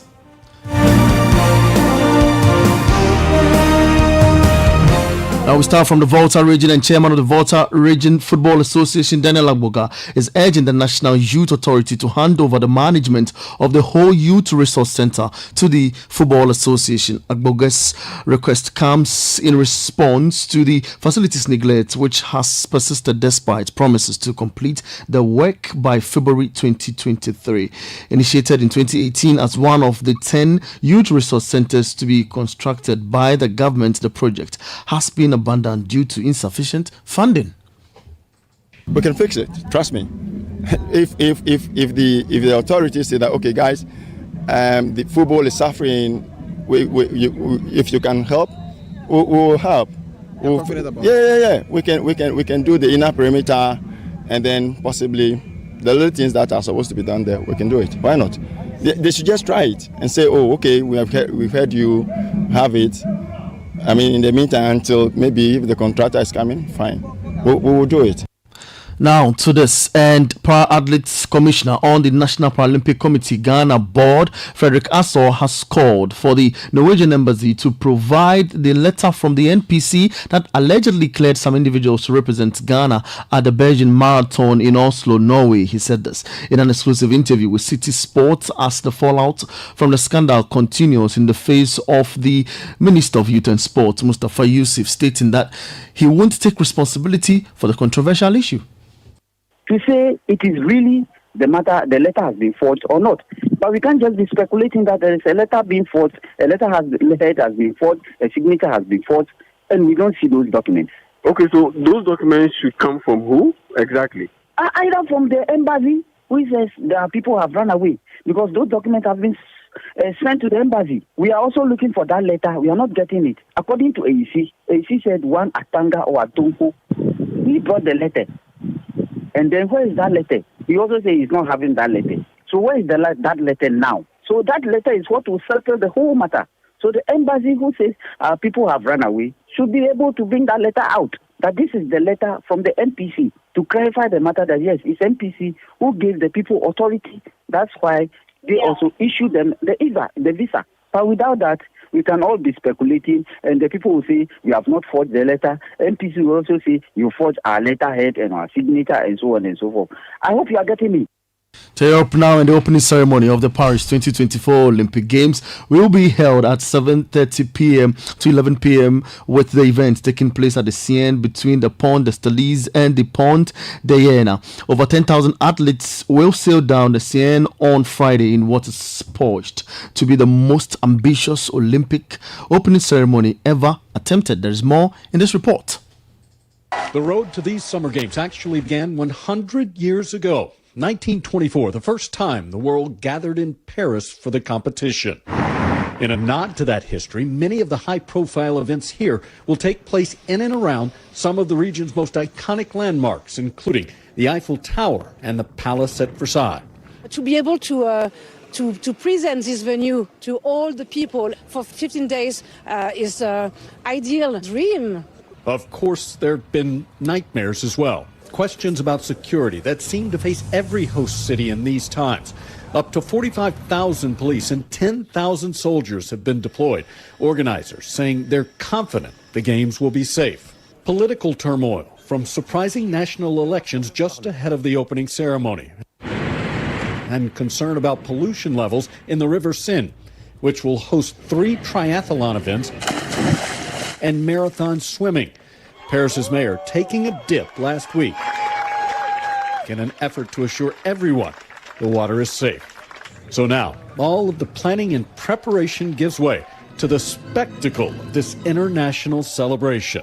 It's fantastic to see the Olympic flame here in Paris, to celebrate Paris, to celebrate the athletes, to celebrate the games and the Olympic spirit. More than 10,000 athletes from more than 200 countries gathering in the City of Light, all hoping to bring home the gold.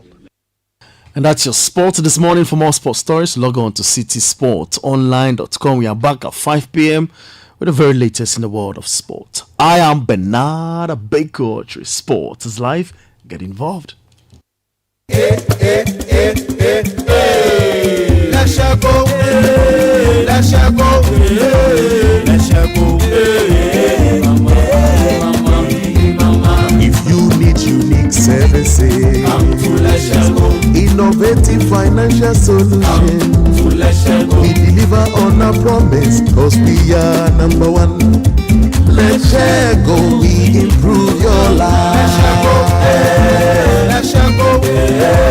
Let's go. Hey, mama. Hey, mama. Hey, mama. Even when you're stuck with nothing, come to Let's go. No matter your situation, come to Let's go.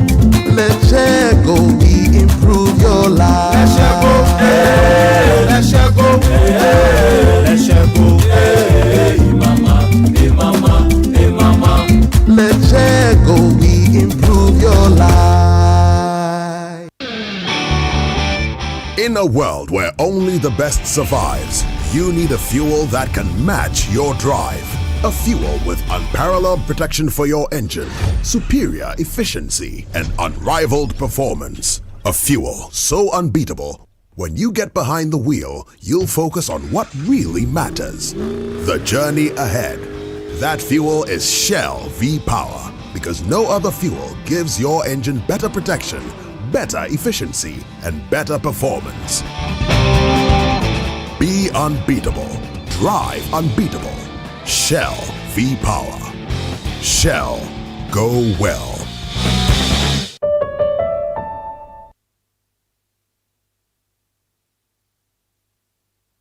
Auntie T, abeg, fix me gobetete Ghana. No garri, no oil, no plantain, just beans then eggs. Hey, brah, that be dangerous combination, no? Problem no day. I fit handle am. For Telecel, we the Bob say everybody gets what they like. That be why Made For Me bundles day. Based on your usage, you fit get your own data and call packages. Fala! Made For Me bundles like the way you the want them. Dial *530#, then buy Made For Me bundles today. Telecel, connecting energies. Going up? Yes, after you. No, you first. No, please, I insist. You first. I wouldn't dare, my friend. You first. Beauty before brains, my friend. You first. The honor would be mine. You first. Oh, my word. And I hear they were there the whole day. Our employees take our You First philosophy to a whole new level. Get used to a bank that believes in putting you first. FBN Bank is now First Bank Ghana. First Bank Ghana. You first. Gasaba. Smoke from firewood and charcoal is harmful and as damaging to our lungs as cigarettes. It can cause heart diseases leading to stroke and may even affect our eyesight in the long run. Grandmothers, mothers, sisters, wives, men, caterers, and everyone still cooking with charcoal, let's switch to LPG gas. The National Petroleum Authority has introduced the cylinder recirculation model in collaboration with local partners to make gas more accessible in all local communities. Whether you own a cylinder or not, join our CRM initiative. Simply show up at any exchange point near you with a small down payment to receive a filled cylinder or swap your empty one. Regular safety checks will be in place. Say ebisa mo gas. Afeidie gasaba. Switch from firewood and charcoal to gas for a better and healthier life. This message is brought to you by the National Petroleum Authority and the Ministry of Energy. Channel 1 TV is live on DSTV, GoTV, and HD+. On DSTV, find us on Channel 363. On GoTV, we're on Channel 117. And on HD+, get us on Channel 108. On a digital TV, run a new search. But take note that without an antenna, you cannot access Channel 1 TV. Channel 1 TV can be accessed on any free-to-air digital box, like the DSTV and HD+ boxes. Channel 1 TV, telling your story, empowering change.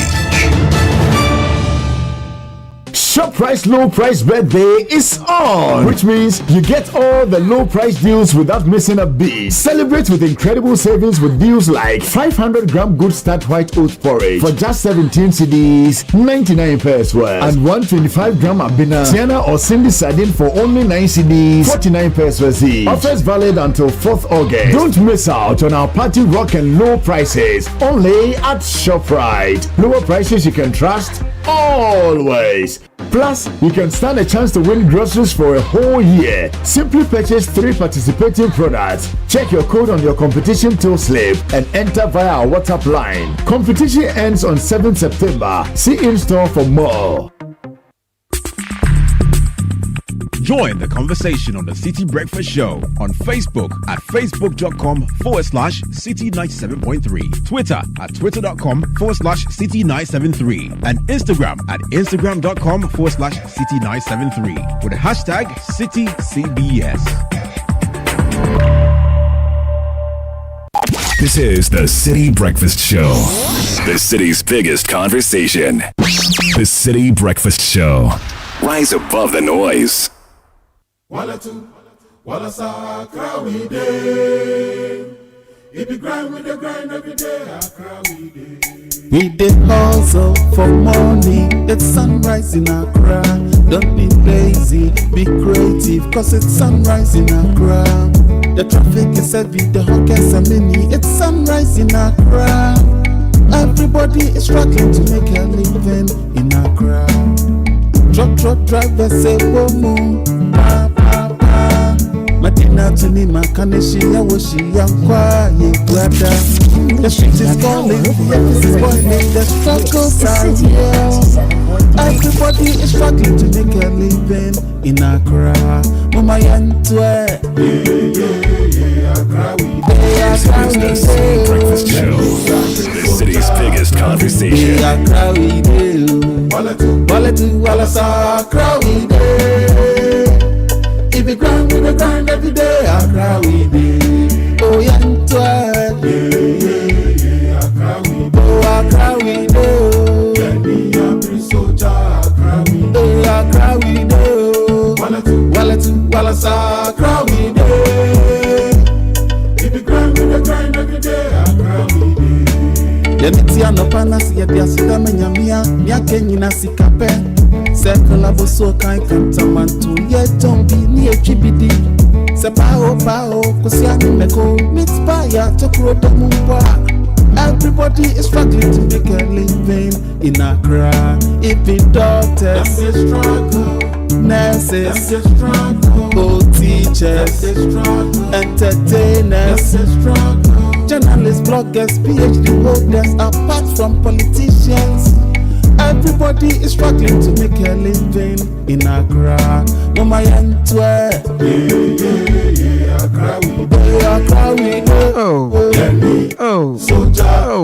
Accra we day. Walla Accra we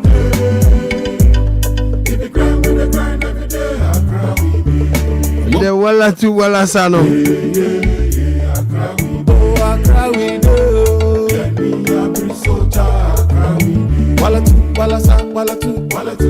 Sunrise in Accra.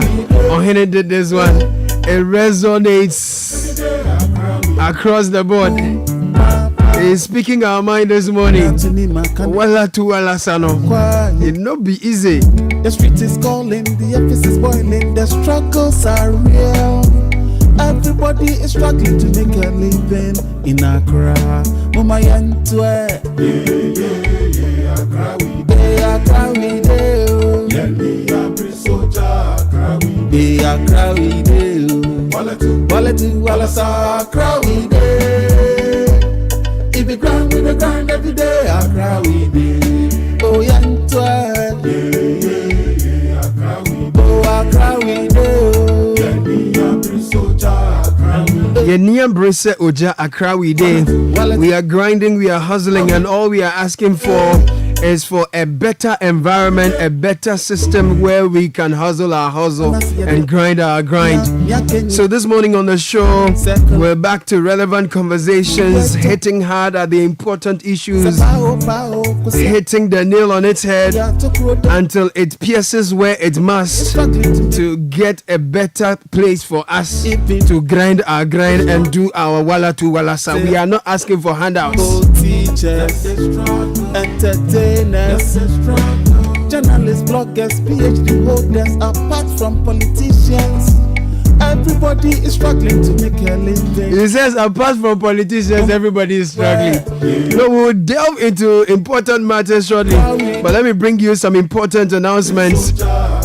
And that's for all of us who are ready to power up our finances and unlock the path to prosperity. I'm sure you and I are one on this one. If you're ready to watch your investment grow with confidence while you do the Walla to Walla Sa, the Lesheho fixed deposit solution is the best option for you. You are not just investing, you're making your money work harder for you. You can watch your wealth grow, so don't settle for average returns.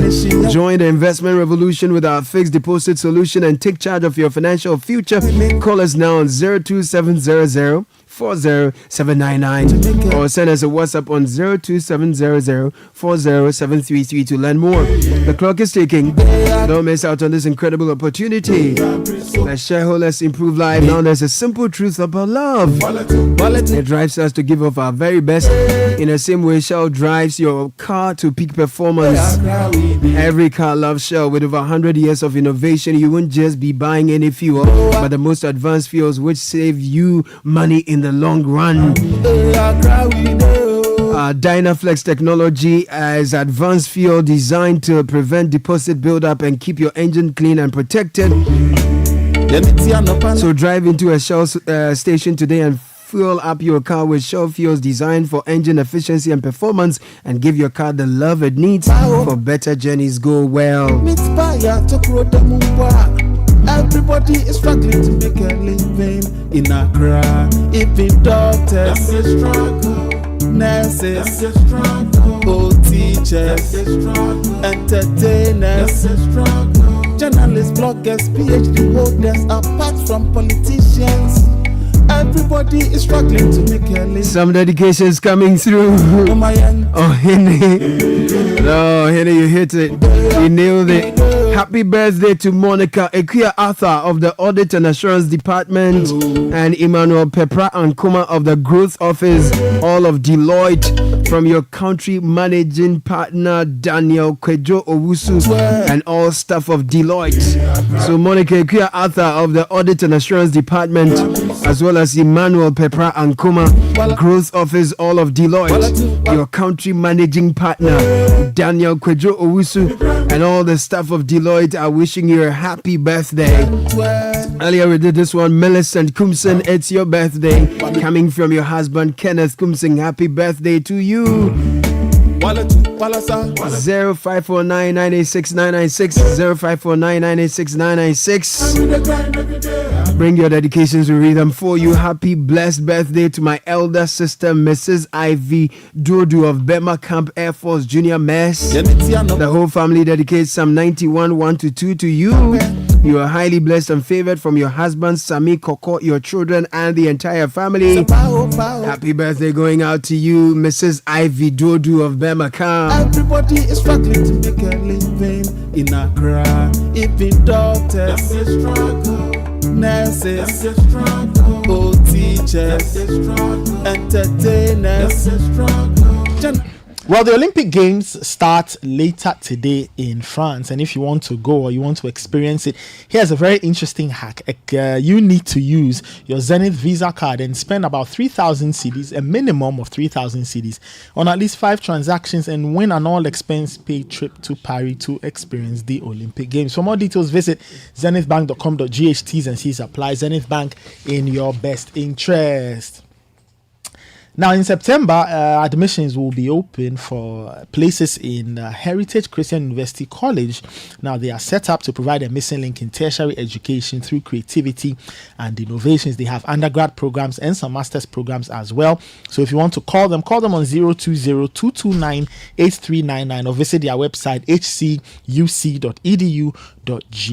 They are affiliated to KNUST and UCC, and they are accredited by GTech. Heritage Christian University College, educating compassionate entrepreneurial leaders. The new order of retirement is here now. You can retire on your own terms with a guaranteed monthly income for the rest of your life. Simply invest a lump sum into the Old Mutual retirement salary plan today and start receiving monthly income to enjoy the perfect retirement. Old Mutual, do great things every day. Visit their website oldmutual.com.gh to find out more.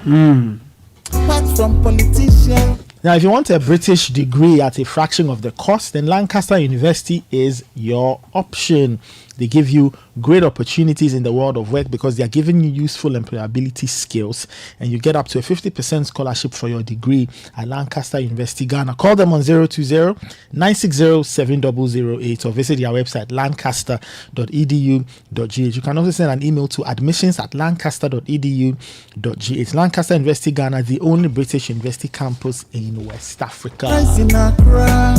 Now, if you're dreaming of Dubai because you're tired of the hustle in Accra, you want to go and chill small in Dubai, make it a reality with Global Wings Travel and Tours. Join us for a 6-day all-inclusive tour from 5th to 11th August or 15th to 21st September 2024.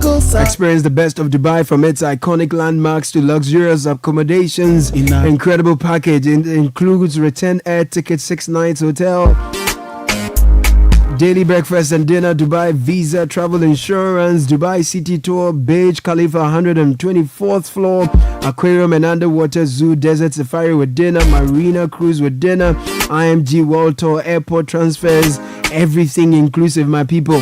Make your Dubai dream come true with Global Wings Travel and Tours.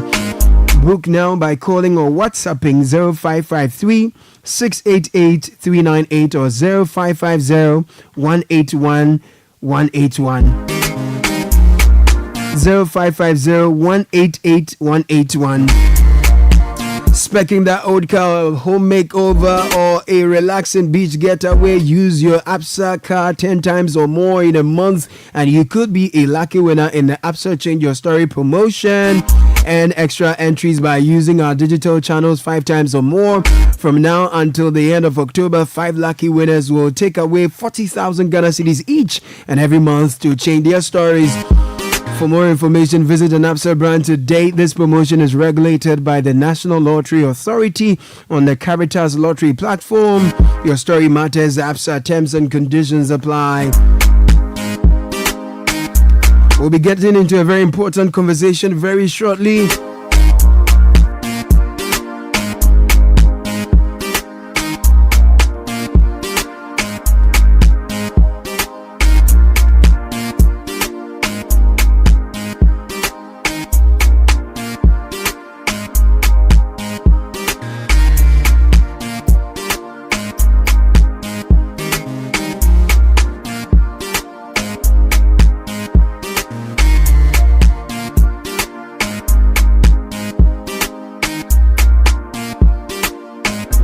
And it's a Friday. Nathan Kwame is in the studio, and the big baller is here as well. Tell why you call everybody Agbabola this morning? Like since morning, and you remove Abeku from the Agbabola list.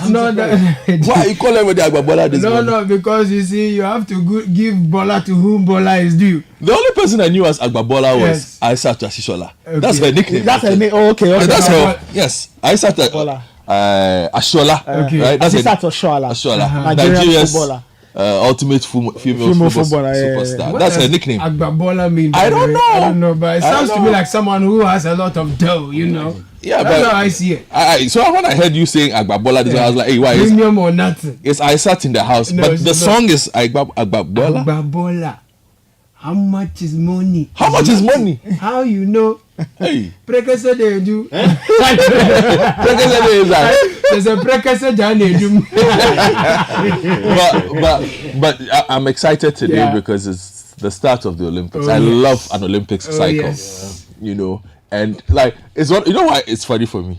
It's one of those times where Ghanaians remember that we like sports. It's not just football. Everything else. People go vexed. Do you know why? Because they will watch a lot of events where Ghana will not participate. And they will be angry. And then it will get to the events that Ghana is participating will not do well. And then they'll get angry again. But in the end, we end up enjoying. I love the Olympics because like I love track. I love the color of the opening ceremonies. Yeah, always colorful. Yeah, like it's very long. Like you get to see a lot of sporting events, you know, come together, the culture.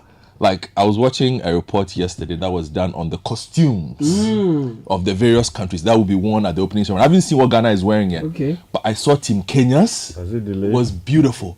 And apparently like Team Mongolia's outfit, people are ordering like left, right, and center because it's crazy nice. I'm hoping that I'm sure Ghana will do some kente mix today. Sure. You know, but it's going to be awesome. Yeah. Then I don't know who's carrying our flag today. Yes, Joseph Paul Amwa.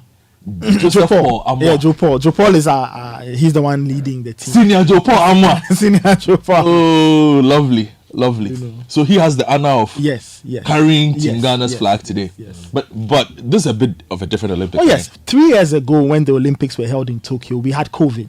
So it was held in empty stadiums. Muted. They were very muted. All you had were athletes and officials there. And then you had TV coverage and all of that. I was watching a few highlights a few days ago from that Olympics. It felt very strange, you know. Then it felt really normal at the time. And so like I said, the first one post-COVID, fans are there and all of that. 206 countries, about 10,000 plus athletes. What? Yeah. 10,000. Yeah, 10,000 plus athletes. But me one stat that caught my eye was the team that always is in the media more than how well they perform. Team GB. Team Great Britain, yeah. Team Great Britain. Stop that. Charlie. Stop that. They say everything else plus in their camp 200,000 condoms. You're blinking. 200,000. 200,000. We must protect the life and property. But so far, I mean, there have been very interesting stories. Which team was it? Is it Team Australia? One athlete has proposed to another. Hey. So they got engaged in Paris. Oh. One Pogacar, the cyclist, I think I'm trying to remember, Slovenia or Slovakia, I'm not sure. He's quit the games because his girlfriend couldn't come along, so he's not cycling. Says I'm not. They didn't select his girlfriend. So he says he's not cycling anymore. So he's on strike. So he's not. He says he's left. He won't do that thing again. He doesn't know what the Olympics means. If you won't select his girlfriend, he won't be there. And then the other bit of controversy is with Team Canada. Team Canada. Now their football team, their coach has stepped down, and some officials have stepped down. Why? Now they are we're going to play New Zealand and they flew a drone over Team New Zealand's training session to spy, and the New Zealanders noticed it and they reported. So Canada, their coach has stepped down. He says this is too embarrassing. He cannot be part of this, so he's quit. But yeah, the opening ceremony is happening. But I have a question though. Before you go though, let me just mention quickly that while we're talking about the Olympics, we're told that there has been some attack on trains in France.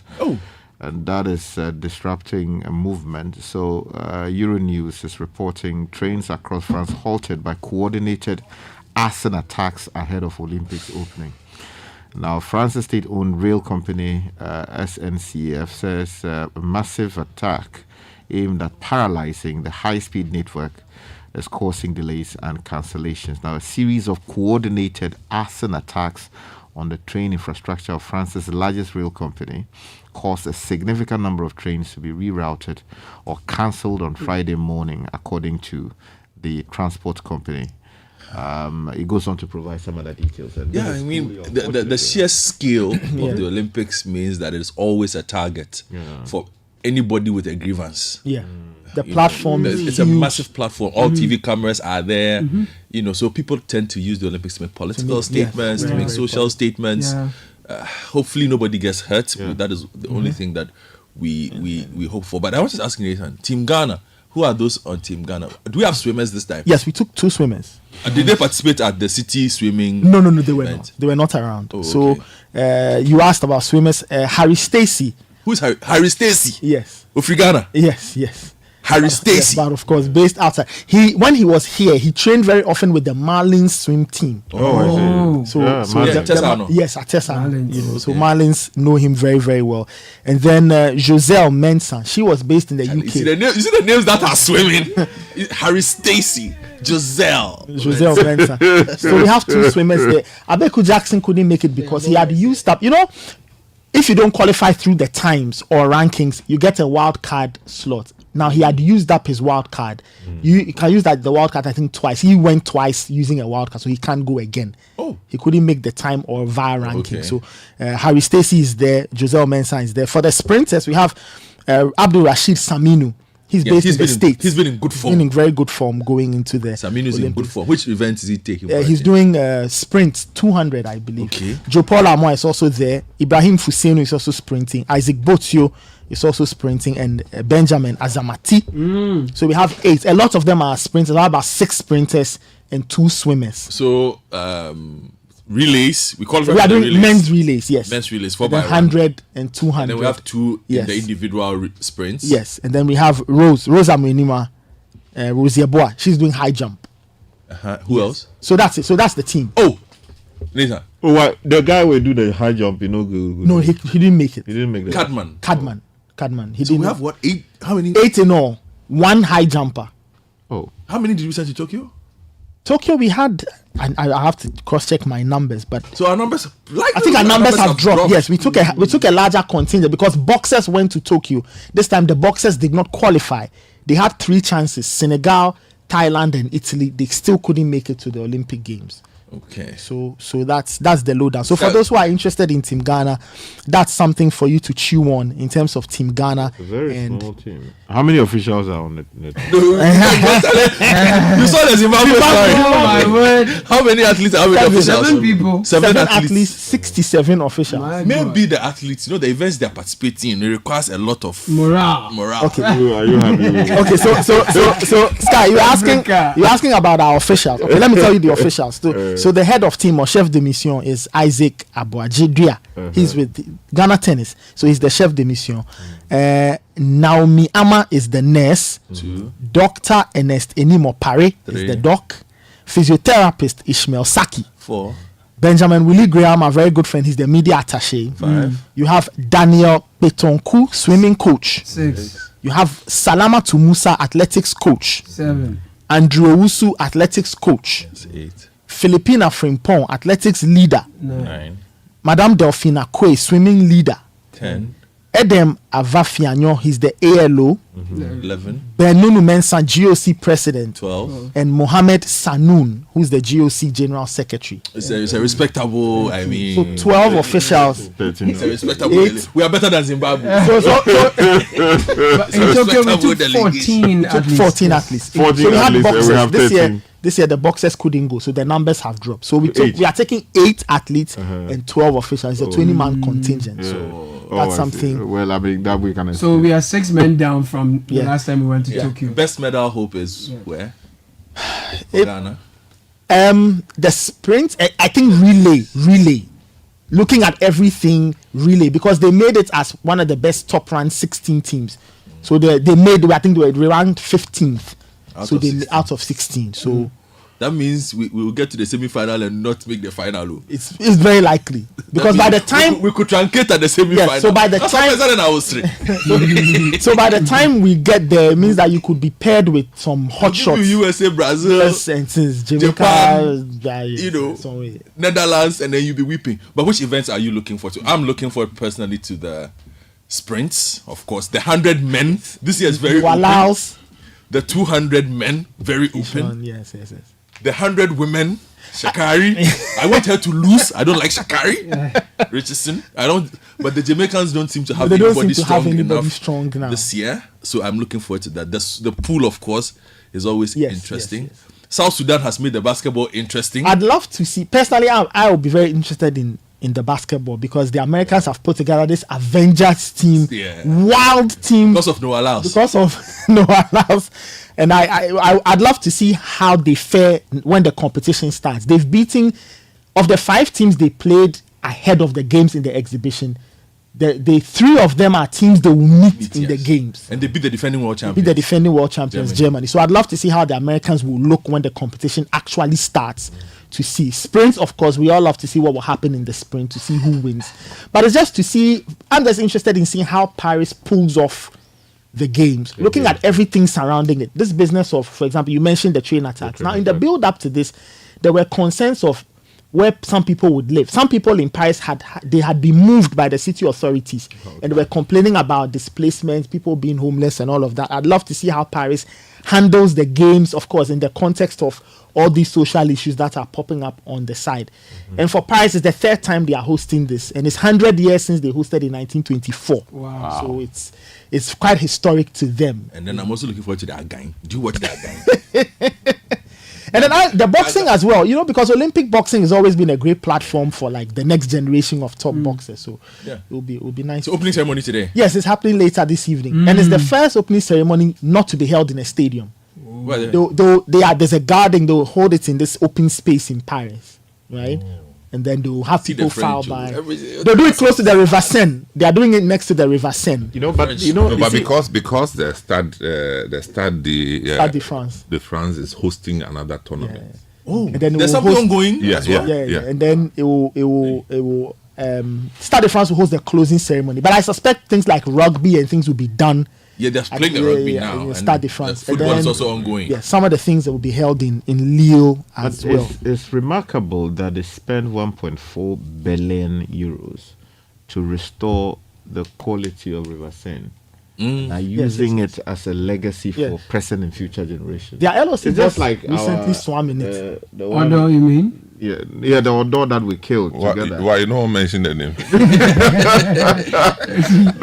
Wow. The Odo that we killed. That is how River Seine. Yeah, that's right. Now, and they've been able to clean it up so nicely.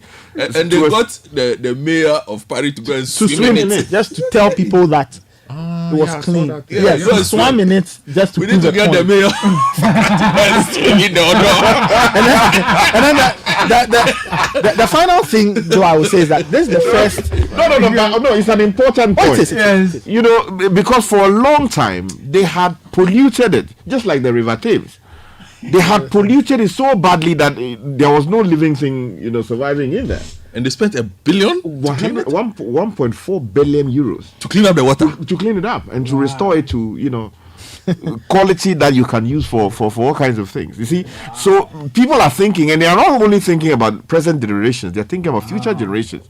You know what it would mean for Accra for us to walk from here, go and sit by the Odo and just to read a book or newspaper or to have peanuts. They are laughing. And then because in our lifetime, maybe Samen scores a few. You like nice things, Odo.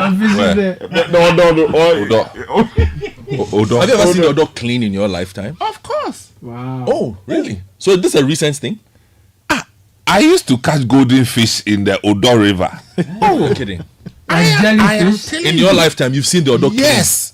I used to go and catch golden fish. We used to I'll tell you, we used to walk through Pehe, down there through Caprice, and then we cross a Church of Christ, go down there, and go and we had jam bottles, to go and catch golden fish in the Odo River. I am telling you, me. Wow.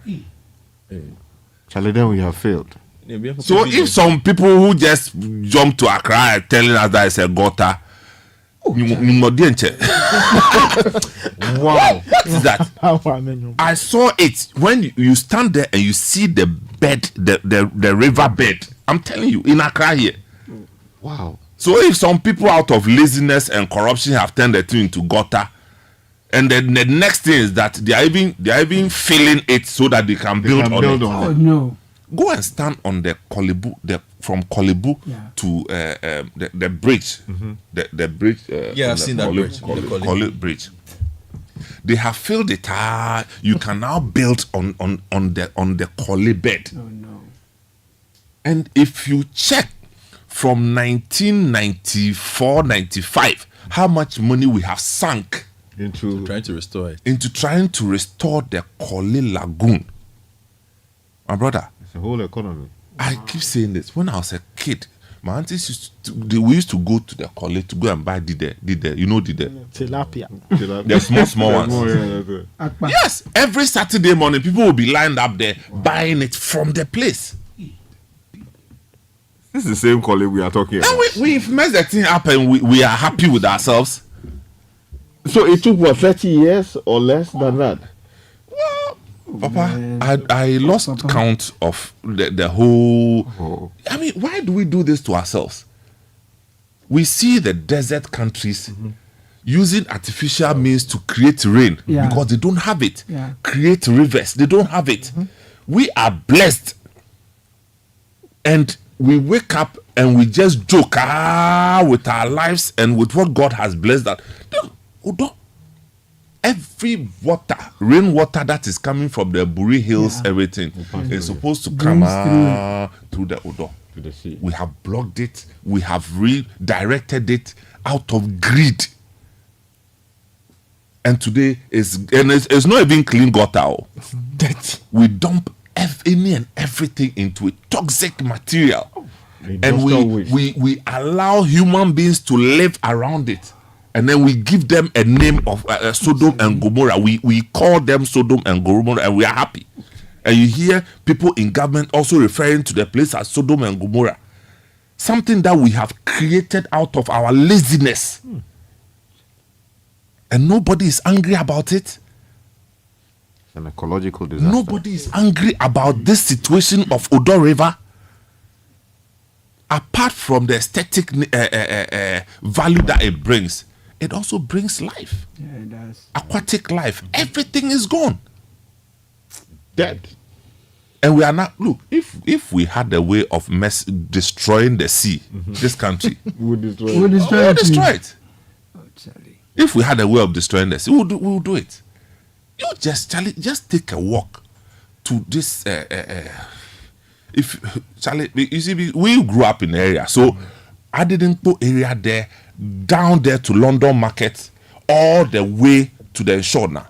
Go and see what is there. Even the real land that used to be there, they've removed it and we put quota there. Akpakot,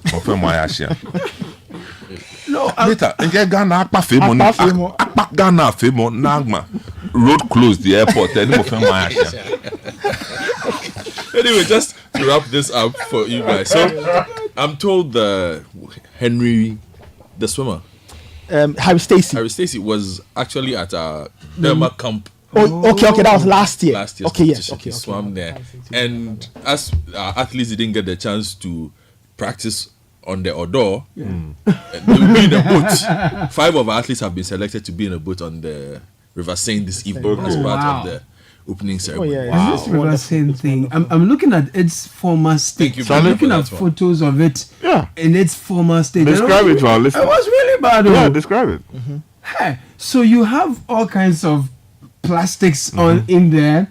People basically dump it stuff in there. That's right. And you see when you see that kind of when you see a gutter and how it becomes very dark. So it's a mix of mud and stuff. Many things. And then that stench that comes from our Odon. That's how the River Seine is looking like in these photos.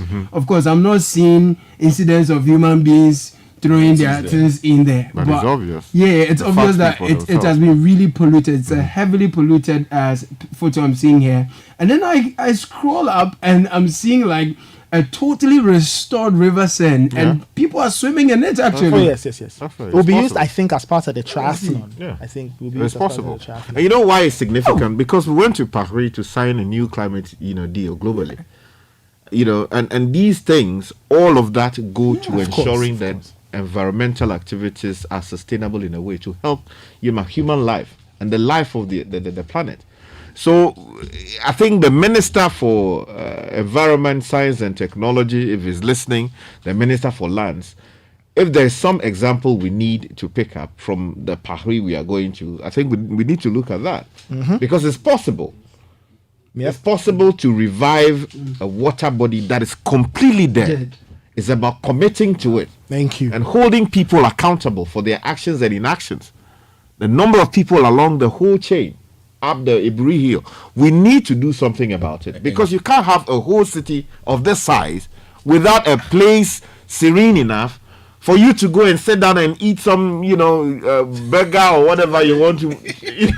Why are you laughing? Wait, I can't believe the picture I saw. Look at the land we recovered from the old Fadama.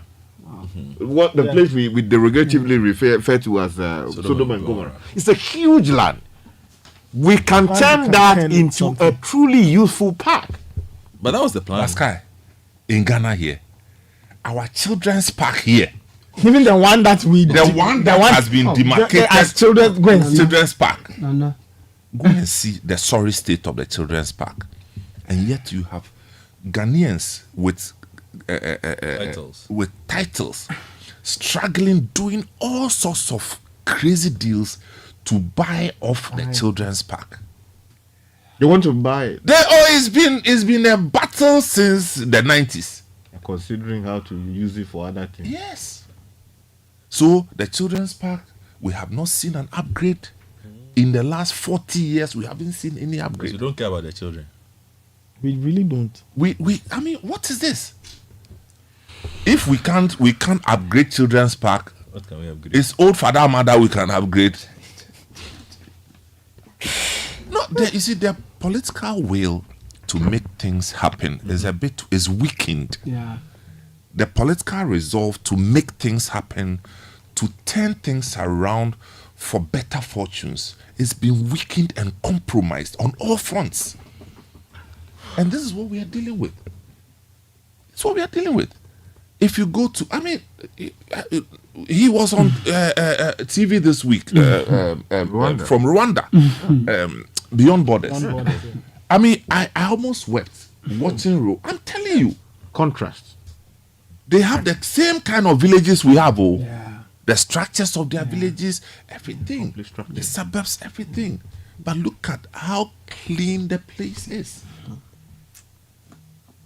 And as for being clean, is a function of discipline. Yeah.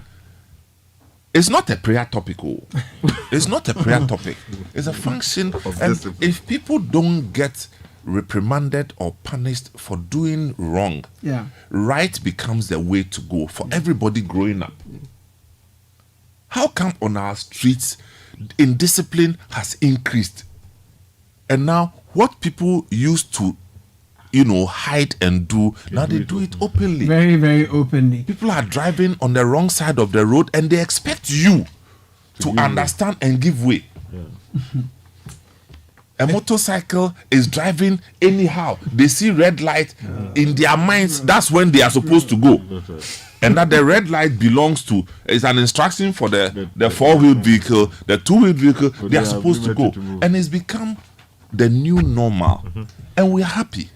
Papa Sam, see the Riverside, I'm checking the length of it. It's almost 800. It's 777 kilometers. Yes. 770. Ours, the Odo we have here, is 31 kilometers. And we can't. So it means that it can be possible that we can transform the Odo. What he was saying, the money that we spent in that, I'm sure if we add it together. River Seine passes through 27 communities, 27 communities, districts proper, from northern of France coming down. And it actually passes through the wealthiest communities. So you think they can afford to make it, any bad? We just don't want to build this country. I'm telling you, we don't want to build this country. We don't want to, but we must to.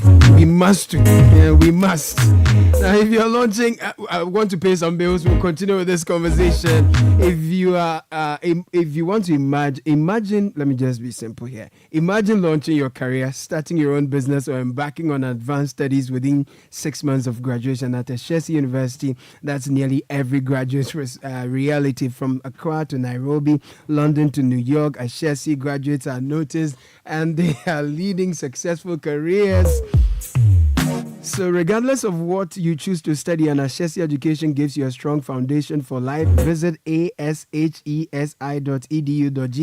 to learn more about the Ashesi Advantage. Remember, admission is ongoing. Dear moms, aren't you tired of fighting with Junior each time he goes out to play? Because Junior wants to play, Junior has to play. But we know sometimes Junior's clothes can get terribly dirty, and who must do this laundry? You. We understand laundry is hard work.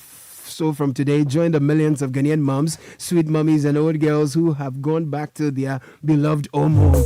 The new Omo is packed with powerful stain removal properties. It's extra gentle on the hands, and it's now has a new unique sweet smelling fragrance for all clothes. And this has made daddies also join the wash into your fast. Grab Omo hand wash or Omo Auto for machine wash at any grocery shop or supermarket near you now. An Omo powerful stain remover with long-lasting fragrance. Well, the Ghana Revenue Authority is reminding all persons registered for VAT, NHI or Get Fund levy that all returns should be submitted before or not later than Wednesday, the 31st of July, which is the last day of the month. Now, they are encouraging taxpayers to file their returns online via taxpayersportal.com, and also to note that in line with the GRA's cashless policy, you can use your phone, the SSD code *222# or go to any of the designated banks. If you have an issue, contact the GRA on info@gra.gov.gh or send them a WhatsApp message on 055 299 0000.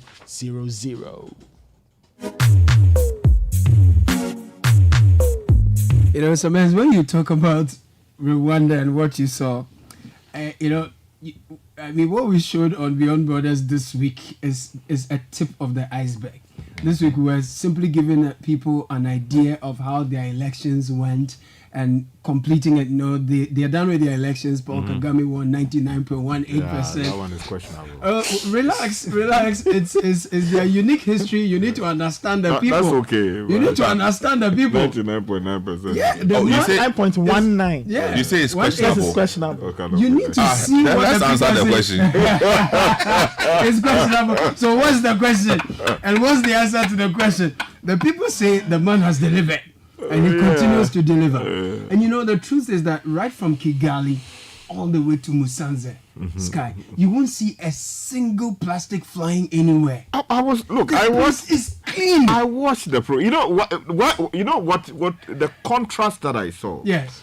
So they did a story from the north, yes, and spoke to a number of young people there. No. I mean, a number of people. Some mother who was carrying 2 babies, right, was going to hospital. Yeah. This was on CNR. Right. And she was talking about the difficulty of reaching a hospital facility and all of that. And then they also spoke to, a community elder who was also talking about the fact that they need to have a chips compound in their village. And if you look at the village setting, right? So you're talking about watching CNR and that's watching right. Beyond Borders, Yeah, exactly. and seeing the village in Rwanda. Exactly, the village in Ghana. Then also the abandoned toll booths, and the state in which they were. And if you look at the streets, and you compare that with when you were narrating how you were talking, you were laughing about something, you were singing some song, and then you zoomed in on the street. Oh, Charlie, it was just so beautiful. I was asking myself, why? This is Rwanda. Yeah. This is Rwanda. A war-torn, a country that is coming out of genocide. Only 30 years down the line. They've been able to do this. Why? With all the democracy, with all the big conferences, with all the big speeches, with all the huge investments we make every single year to make Ghana work, why can't we get it right? The environment. Look, go to the beaches. Recently, I was in Winneba to do some work. The ECOWAS parliamentarians are coming to do some. So you were doing some background gallery? No, I went to do a story on what do you call it, plastic waste. Oh, the stories they are telling about. Someone just spoke about if we had the opportunity to kill the sea, we would have killed it. Look, these days when they go fishing, of course, the fishing season has been closed for some time to allow for regeneration of stock. When they go, what they bring back, plastic bags. Yeah, it's plastic. That's what they are fishing and harvesting more plastic bags than fish.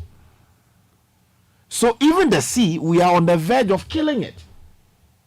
And here you are from Rwanda, where you don't see plastic bags because the state took a firm position that we are killing this one. Reusable plastic, yes. So the ones that you can recycle, fine. But single-use plastics, you cannot use it in the system. Yet, go into our sea. Go, just here.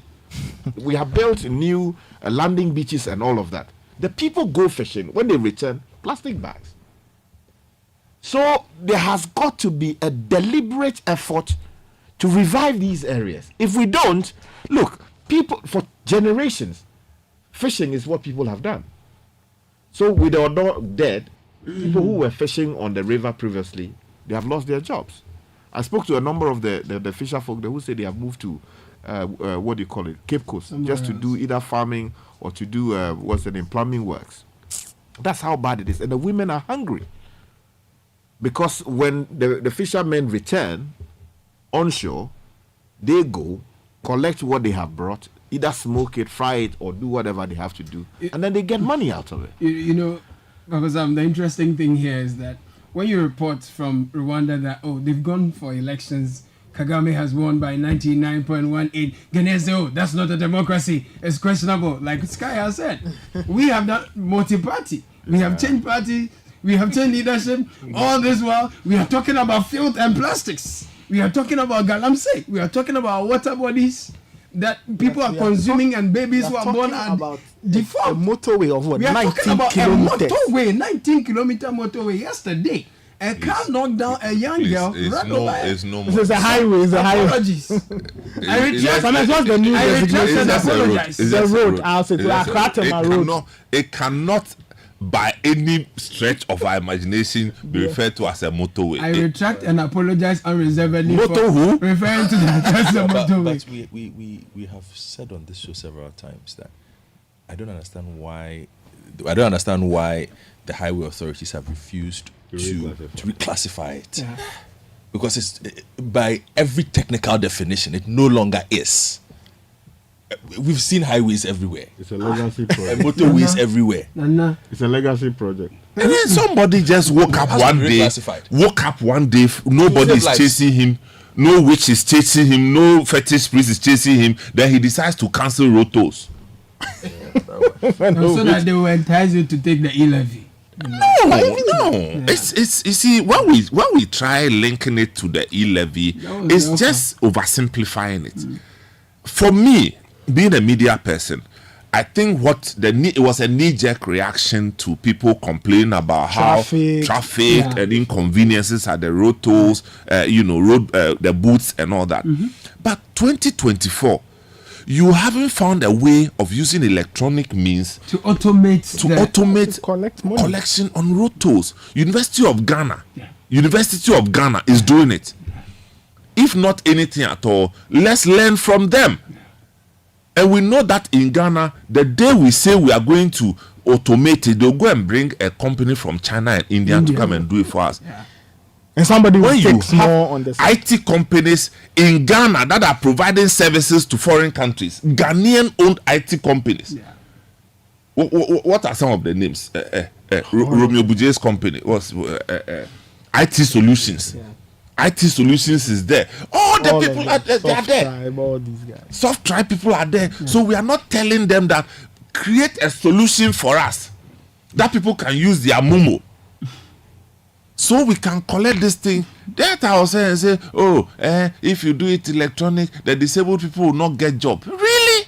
We sack them for this one actually endangers their lives. But who told you that if somebody is disabled, the only job you can give them is to put him at the You can give them more decent work to do. Who told you that disabled man cannot be trained to do a better IT job? What are we saying? And we have left this road. And look, if you are traveling from Tanzania to Rwanda, or the other way around, and you are one of these haulage vehicles, you are charged a road toll per entry. Tanzania, they charge $155 per entry per vehicle. Wow, and we are doing our own free of charge. And guess what? Rwanda, if you are coming in and you are a haulage truck, you pay $500 per entry. $500? Yes. So which means if you go and come 10 times, actually 5,000 includes insurance while you are there. You understand? What I'm saying is that people see the commercial nature of good roads. We are not a communist country. You don't do super highways and then say that people should come and trucks from Niger, Mali, Burkina, haulage vehicles, they use the road for free. Is it more than 2 years? And we are destroying our own roads at our own expense to inconvenience us, and we say we are happy. For me, that decision to cancel the road toll thing was one of the most useless decisions we've seen since Ghana was established. That's fair. And if they are bringing it back, they cannot bring it back with the polish on death attitude. Bring it back. Let's start tomorrow. No, some thinking has to be done. The infrastructure has to be IT friendly. It has to be safer. It has to conform and align to road design. All these things will have to come. We can't just say, and next year we are bringing it. You are bringing what? What have you done in preparation? And tell us the budget you have to prepare for the reintroduction of the road tolls. So if we do these things to ourselves and then later things are not going well and we start pointing this partisan nonsense that we do, is the MPP, is the NDC, and then when you are in power you say it's the other, we are suffering. But today where you stand, you have an advantage, but your children may not live to enjoy what you are enjoying. That's one thing people know. People forget about these things. Later, when we were growing up, we saw the children of wealthy politicians who were squeezing the oil out of Ghana. They were the ballers at the 5 decades down the line. You ask your question, where is the wealth? You ask that question, where is the wealth that they so squeezed out of this country? It's gone. Nowhere to be found. People should understand that no matter how much money you get from this, I am this, so I'm taking this from the government. It's only a tomorrow that is waiting for you. If you don't face it, your children will face it. Your grandchildren will face it. You think that the Rwandese and these people, they are happy, everything is kosher for them. They've had to sacrifice. We sat here when the Tanzanian president died during COVID. between 2021 and now, go and see what Tanzania has been able to do. Rail systems and all kinds of heating. With a female president. Go and see what they've been able to do. All I'm saying is, it is doable. Let's throw away this useless partisanship and belittling the fortunes of this, the potential of this country. Agric, bobo. Health, bobo. Where are we going? Services, IT, that everybody is fighting over IT. You don't need infrastructure to do IT. You need brains and leadership. And you know, the interesting thing is, when you talk to the Ghanaian community over there, many of them are running things in Rwanda because their population is very young, and so they lack a lot of very critical professionals. In terms of the education background, the average Ghanaian, I would say, you know, our education, our literacy rate is higher than theirs, also because of the genocide they experienced. And many Ghanaians are running things in Rwanda, and so it is not a want of talent, it's not a want of intellect, leadership. It's not a want of hardworking people. It's a thing about leadership. So if you go to if you are in the heart of Kigali, there's a place called Nosking. So it's a Swedish company that has built an innovation hub over there. And there's a place where only health innovators are there, thinking about Africa and the world's healthcare problems, and they're thinking about how to use innovative means, IT, technology, AI, to solve these problems. And you know what? If you go there, you're an entrepreneur in the health space, you get free coffee to drink, you get food to eat. Your job is to think and innovate and think about the world's solutions for the world's problems. Solutions for the world's and problems. It's a beautiful place, multi-purpose. What we have at the Accra Digital Center, if you see where I want to, you will never like the Accra Digital Center again. I'm telling you. And trust me, more episodes are coming. We'll be unfolding them. And Ghanaians will see what our colleagues on this same continent are doing with far less than we have. When is the next airing of Beyond Borders? The next one is Wednesday. Okay. We have a few from, it's 7:30. So Wednesday is 7:30 p.m. But we will start from 7 very soon. We'll give you 1 hour, heavy one, so that you can see what others are doing. When you interviewed the Ghanaian, the doc, was it? Is it a doctor? Yes. So this is, I'm sure you're referring to the Namibian one. Yes. I'm talking about that. Yes. You are talking about Ghanaians doing big things. Just to extend it a bit, and you asked him a question about. You asked him a question. Would he come back or something? He laughed. He laughed. The man, he married Namibian woman. Wait, make 5 of them. I asked that question, but you made a point about Ghanaian excellence globally. Bro. So it clearly means that we have Ghanaians who are extremely capable, but we haven't created the environment to bring all the knowledge they have to change things, right? You talk about the knowledge is here. And I'm just saying, it's the leadership. That's the point I'm making. It's the leadership.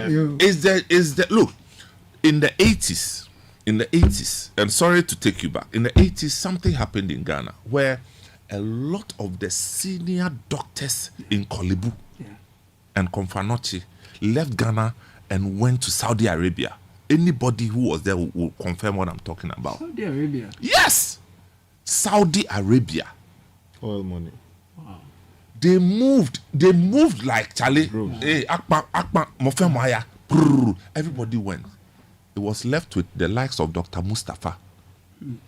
So I'm just saying that you can go, but know that you will come back. As I speak now, about 90% of them are back in their old age. So I'm just saying that, you know, the Japa is never a solution to anything. Because you will come back, lah. Home is home. So we cannot mess this country up. It's the only country that you can never be called a stranger. You can be the head of department, head of whoever. You are still when you leave the fold, when you are in the office and you move, the indigenous they tell that, hey man, this man is a stranger. They will say that you're a stranger. Go and work in UAE. Yeah, you can be the president of the public institution. The next person after you, who is an Emirati, will take double the amount of money that you are paid. But you know the and the reason is here. that stranger. The reverse here is that the reason is that you are a stranger. But the country was not built for you. Yeah. Yes, you say what they are giving you is okay, but the person number 2, number 3 people are taking more. The only reason is that they are Emiratis. So I'm just saying that yes, people for convenience, young people want to better their lot. You are not into anything here. You want to japa and go and do something. It's okay, but I'm just saying that know that you will come back someday. Ultimately.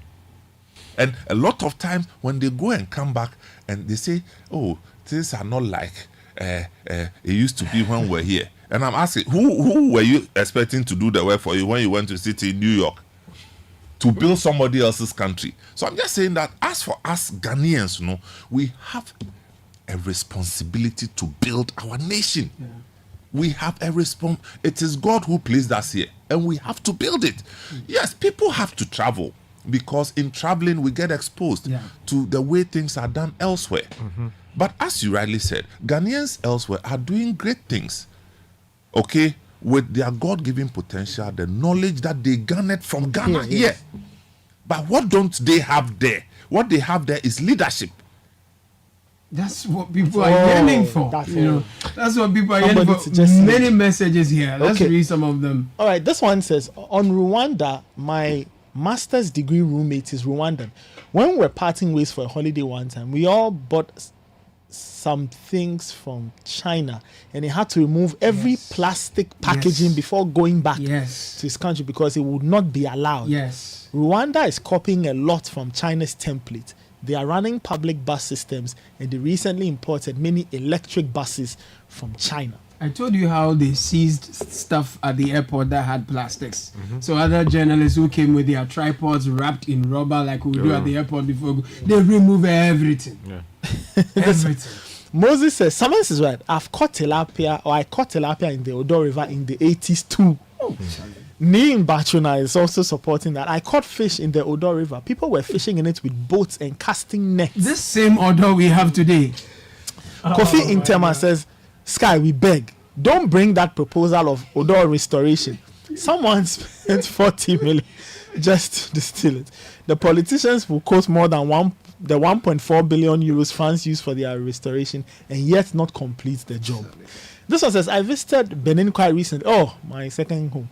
Bro, you only see waste management services cleaning the streets at between 3 and 4:30 a.m. This is interesting. It wasn't there when I was there. To be candid, when I hear Samensis voice alone, I feel so good with his blend of the Ghana language. Joshua Ajololo in Accra. This one says, this matter of the Odo is so sad. I remember when I was a child, we used to go to the banks of the lagoon to catch crabs, golden fish, and tilapia at Kolegono behind the assembly. But today we can't boast of anything like that.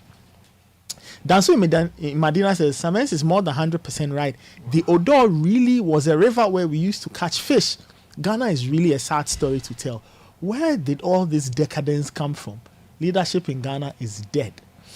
The problem with the Odo is the same as the Kole Lagoon. People settled there, and for political reasons, there were no checks on them. Apart from that, mechanics were also allowed to set up there. That is at the heart of the problem. Unfortunately, the ones that we get, the places where we get drinking water from are also being polluted by galamseyers. Leave from Bancho now. The water problem. Kofi Legon says, we have a problem. The indiscipline is bad. Even on our campuses, the young ones we hope to improve things are worse. Money has been spent to construct pedestrian walkways, but students still prefer to walk in the middle of the road. And when cars honk at them, they get annoyed and insult drivers. Says we have a problem. No, but I'm having interesting ideas this morning. If you have a 777 kilometer long river Seine, and we have just ours is less than 40 kilometers. See, it's giving me some inspiration. Leadership. The point is that the leadership is the difference. There's the willingness to do it. So it went from ideation, let us clean the Seine, to let's find money, to now let us go and clean. And they've cleaned it. And they let the mayor swim in it to prove a point that it was clean. Leadership. Do you know the interesting things they are doing in Paris? What they've done is that on the main roads, they've carved out a section, right, for Olympic buses or the transportation reserved for teams and officials, so that they can easily move in and out of the venue, and there won't be delays. They've improved train systems. They've improved public transport. And businesses will make money. Sometimes talks about tourism. Do you know what they are doing? They've contracted bakeries, local bakeries, to produce food every day for the village. We are talking 10,000 plus athletes. This is how you use something as big as the Olympic Games to regenerate your city, to improve it, make lives better in terms of making the place nice, but changing the lives of people and putting money in their pockets. I'll tell you how they are planning to fund. Africa Games. Do you know how they are planning to fund the improvements in the train system? They've increased railway ticket cost from 2.15 euros to 4 euros. Why? This for the period, and it's for foreigners, so that the difference is what they will use to expand and maintain. To maintain and to keep it running at least for the games period.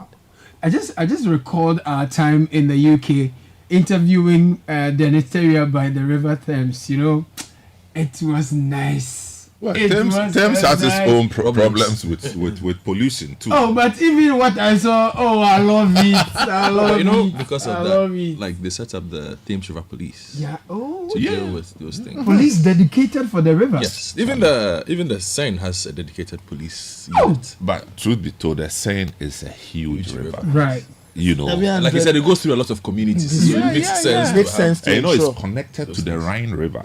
That's in Germany.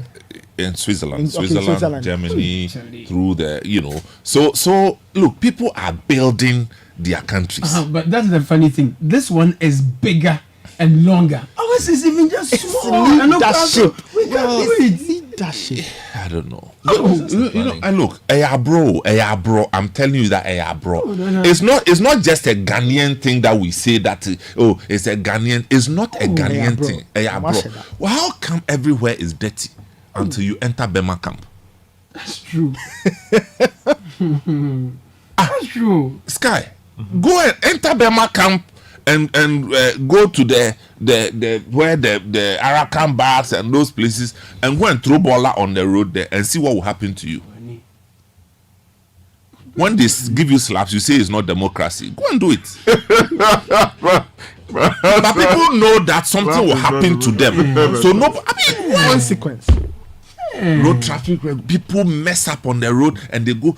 Look, road infrastructure. Somebody will drive his car into it and spoil it and then drive and go scot-free. And then we'll go and take loan again. And then we do it again.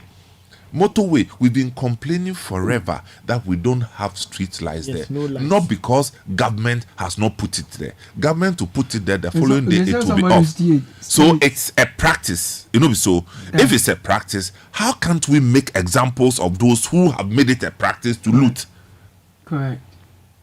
So everybody else is exposed to the danger of accidents because of a few miscreants. And last night we heard the story. A young lady was knocked down. Yeah, she's dead. I mean, so I'm just saying that we are our own enemies. It's like we're on a suicide mission. Like, let's finish everything that God has given us. Let's spoil everything and then you know, put the road closed sign at the airport. But it's what is that? This is a scene from last night. Just take a listen. I'll be right back.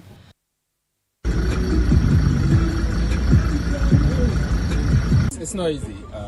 As you can see, the traffic is very huge, and we don't know what's going on.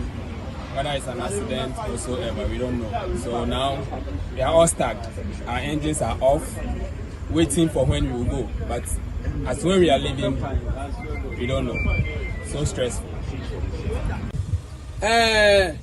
Abata village ho kotai ena yeda 5 years so cement so awo class tutu awo tutu ani no monye why are omano ye traba mom so nkwatsa no me omani yo yan ka so nkwo diska sikadie nkwa na ka om sikadie ene kwasade ne ye nkwana toto fiafia o nkwana toto fiafia om de form Ghana hamsi awon ye pele from mo most of them try mama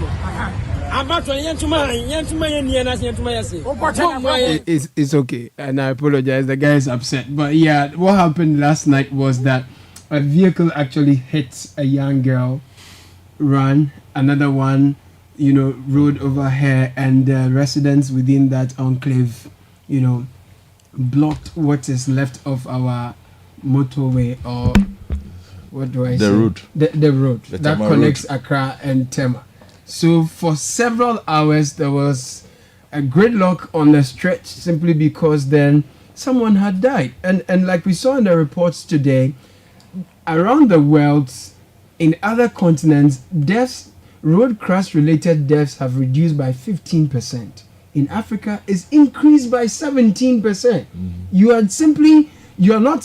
It's not COVID, it's not diarrhea, it's not cholera. You are just killed because you are crossing the road or you were in a car moving.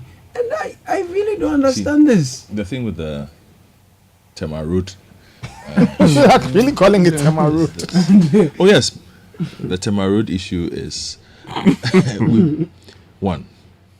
This is not the first time this has happened. If you are a frequent user of social media, you would realize that almost every day there is something happening on that road. A tanker has overturned. The car has hit somebody. Yeah. 3 cars in an accident. All the time. Either on the Accra Tema side or the Tema Accra side. Every single day, something happens on that road. It's been going on for about 20 or so years. It's gotten worse in the past decade. Let's be honest about that. A lot of people have spoken about the need to change the classification of that road because the environment around the road has changed. Yeah. Now, the environment has changed to the point where you might need to even reduce the speed limits because right from the Casatrasako side all the way to the toll booth, there are people living there. Trotros stop. And school children. Cross the road. Trotros stop to pick up people. It is not possible on a motorway for buses to stop and pick up people and continue. It would have an exit for you to enter that exit, go and do that, go through another avenue, and then re-enter. That is normally what would happen.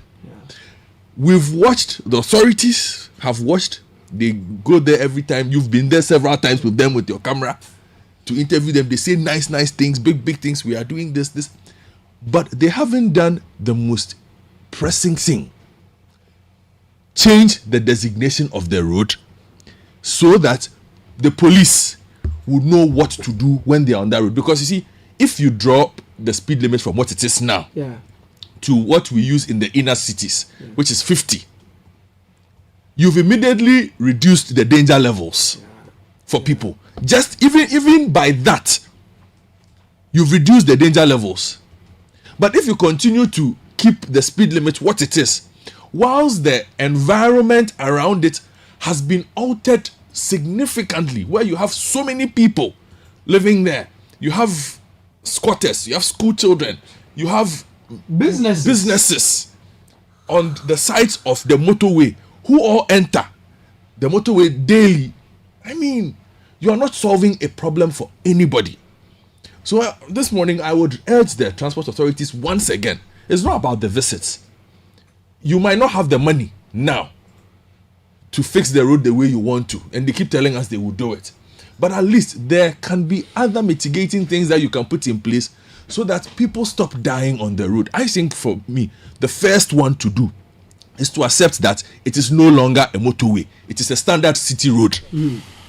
If we accept that it's a standard city road, put the speed limit on it and say that you cannot do 100. What is the speed limit on that thing? 100? So I'm seeing... Sky, was it 100 km? Yeah, it's 100 km, right? Yeah, 80. 80, yeah. Bring it to 50. So the Ghanaian Times reported... No, bring it to 50.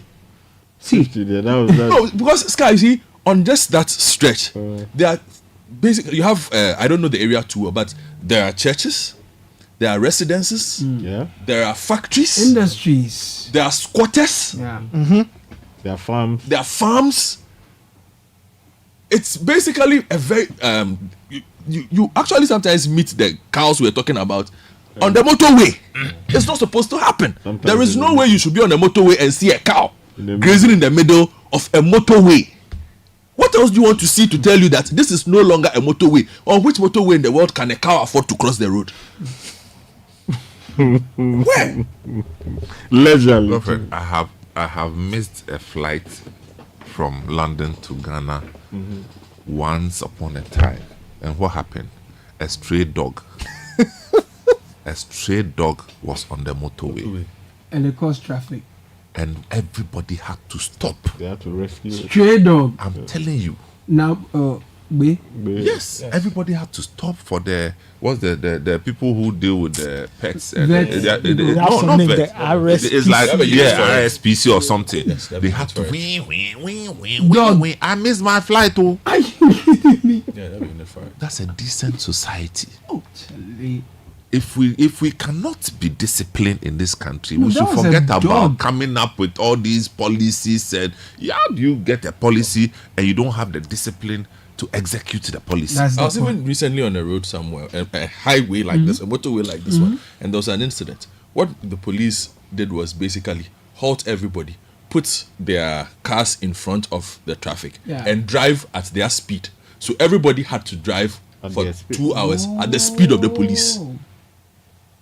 Right. Yes. Until the problem that they saw that day had been fixed. Nobody was allowed to drive at that speed limit. But the traffic was flowing. Just that you were not allowed to drive faster. So that you have the police with their sirens in front. In Ghana? No, not here. And they will drive you. Because so you have one car on this lane, one car on this lane. So assuming we're on the Accra to Tema side, you have one police car on this side, one police car on this side, and it's driving. They are driving up. Everybody's following. You can't go past them. You can't do anything, but they are moving. You understand? Because the situation had changed. So our highway and authorities people, I mean, they are very nice when we call them to talk to them. But some of the actions, they might sit down and say, "Oh, look at this. If we don't know what they are talking about, this is too technical for them to understand." We understand it. Let it be too technical for us. Sometimes I understand. As users of the road, we don't understand that the road is not good. That is what they say. They say that we don't know that the lights don't work. The street lights don't work. That's a technical. Yeah, you don't know what it means. Then they conf. You don't know what it means. Other than that, you can't have the death rate, the accident rate we have on that road, and it stays the same. Again, considering the environment has changed. It's not proper. And Samuel, you talked about the discipline to roll out measures and policies that will safeguard these. Look, in 2022, October 29, Ghanaian Times reports that the National Road Safety Authority installs radar to check speed on the motorway. Okay. I'll give you a few excerpts. A solar-powered speed radar to check the speed of motorists using the Tema stretch had been mounted along the Accra-Tema motorway. The panel, which reads the speed of approaching vehicles and cautions them with red signals if the vehicle is moving beyond the required 100 km per hour speed limit, was mounted by the National Road Safety Authority in collaboration with the Ghana Highway Authority. It goes on and on. It doesn't tell you the cost, but I don't remember the last time I saw anything like that. I've never seen that. You see, what I'm saying that this is using technology to complement a problem-solving, approach that you have. So there's a physical part, and then the technology part. True. We have abandoned the physical part. True. And we are investing in technology for what? Hoping that alone will solve the problem. No, because you see a policeman standing there and actually supervising people do the wrong thing. As I'm telling you that, over the weekend, I drove on the motorway very early in the morning. I saw a huge truck doing a U-turn in the middle somewhere. A truck. And this can easily overturn and happens all the time. Why? How did we get here? How is it possible? How is it possible? You see? And that's the situation we are talking about. It should not be possible for a road user on that stretch to think that I can do a U-turn. Because it's supposed to be a highway. Well, go on. Motorway. You can't do this. And people go there, road furniture, road infrastructure. They go and take the metals. They go and wire they wire it and then go and sell it as scrap. And to date, we don't have any policy or any legislation that prevents unauthorized people from selling scrap. We have nothing. So people go and cut our rail tracks, the rail tracks. They go and cut it all and go and sell it. Yeah. And you have people buying. And people are buying it because nobody has legislated to say that if you don't have this license, you can't sell this. You understand? Yeah. Nothing. So why won't people go and cut the copper in our transformers? That's true. You know, that's the next thing. Because nobody questions you for selling same. So we should license those who are doing the scraps. See, it's so a we can good. So if somebody brings you scrap, yeah, you know, you can. If you don't have a license, you know that this person. You know, because even kakas, right? In Namibia, the kakas. So Sky, you have a cattle farm, you have a ranch. Samens has a ranch. So we are all exporting our carcass to other countries. If it goes to the destination country and they find out that there is some rot or there's a problem with that particular carcass, that carcass had, is it a QR code or something else? A unique identifier. A unique identity number. They can trace the carcass to your farm and sanction you, because at the end of the day, if you are exporting carcass that has problem, it will affect the entire country. So they can trace you and find out and penalize you. So the idea of licensing people who are selling scraps works such that if the person has stolen rails from, road infrastructure and is selling to people on the open market, we should be able to find them. You see the Caliber people. You understand? Charlie Sky, you know what? Look, let's tone down. Let's tone down on the excesses of this so-called democracy, this partisanship that produces nothing, and let's build this country. Let's build the country. Last week or two, there was a picture making the rounds about somebody having built on the railway track. I see. Somebody has built chamber hall and he's put his pot on top. Yes. So the train stops in his house.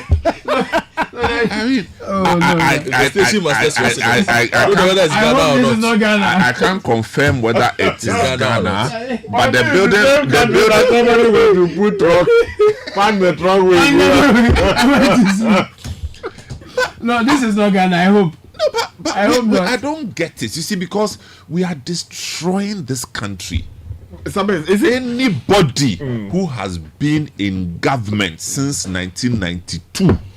Since 1992, if you have been in government, you've been part of government, you should be ashamed of yourself. You should be ashamed of yourself. No. Is it education? Like as in enlightenment? No, it's not. If it's education, how come when you get the education and you move to another country, you are able to conform? If it's education, Papa, is leadership. Thank you. It is the structure of our leadership, generic structure of our leadership, first and foremost. How we have bastardized the district assembly systems and cut it into pieces and just throw people there to go and manage something, including people who have not even managed a kiosk before. And we expect that we wake up one day and suddenly everything will be there, kosher. They asked the MPs to bring their nominees. Wow, look at this. Where countries are building cities out of nothing. Yeah. They are building cities out of nothing. Milton Keynes. But how do we do it? Look at the resource center yesterday in Ho. Yeah. Go to Second D. Yeah. What's the Second D stadium? Esipon Stadium. Oh, bro. We have invested into youth development. But nobody is monitoring, managing, and making sure that the youth is engaged through these same resource centers. It's not good. It's not good. So how do we?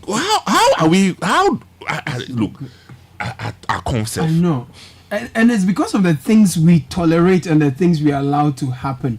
So, for example, we've talked about this motorway, and you mentioned that there was traffic. You missed your flight because a stray dog was crossing the road. Yesterday, a human being died. Nobody has said anything. There is no outrage. There are assemblies around those areas. We have ministries. We have officials in charge of all these things. social welfare, everything. Nobody has said it. There is no outrage. A dog is crossing a highway. Everybody stops. Police comes to check things. Human being. What is the price of a human life? There are many messages. We'll be bringing them to you. And the things we are allowed to tolerate, they are not good. So that's where we are. We'll take a quick break. We'll come back and then we'll read some of your messages. And the things that are Ghana that are good too, we'll talk about them. This is the Citi Breakfast Show, the city's biggest conversation. Are you a contractor, builder, or a proud homeowner with an eye for quality and security? Well, look no further than Yale. Yale is the trusted name in security for over 180 years. When it comes to securing your home or business, trust Yale. We make security simple, and we're right here in the heart of Accra, Ghana. Visit our stunning showroom on 11th Lane Street in Osu, Accra, and discover a world of premium Yale products, including door hardware, handles, and door locks that will elevate the security and style of your space. Whether you're building from scratch or renovating, Yale has the perfect solution for you. Our products are known for their durability, innovation, and most importantly, your peace of mind. Visit us today and experience the Yale difference. Your security, our priority. Yale, locking in your peace of mind. Imagine a one-stop shopping experience for all things made in Ghana, and then this is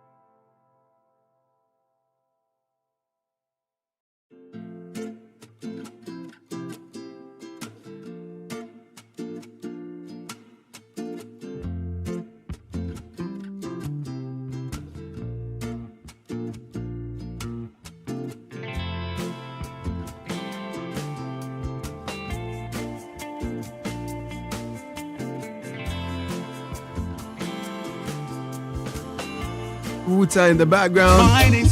23 after 9. The Citi Breakfast Show on 97.3 Citi FM. Care of me, I take care of you. That's all the world needs. Loads of your messages in here. Let me take care of a few announcements and we'll get into the messages quickly. Together, stop all of these wars. What are we fighting?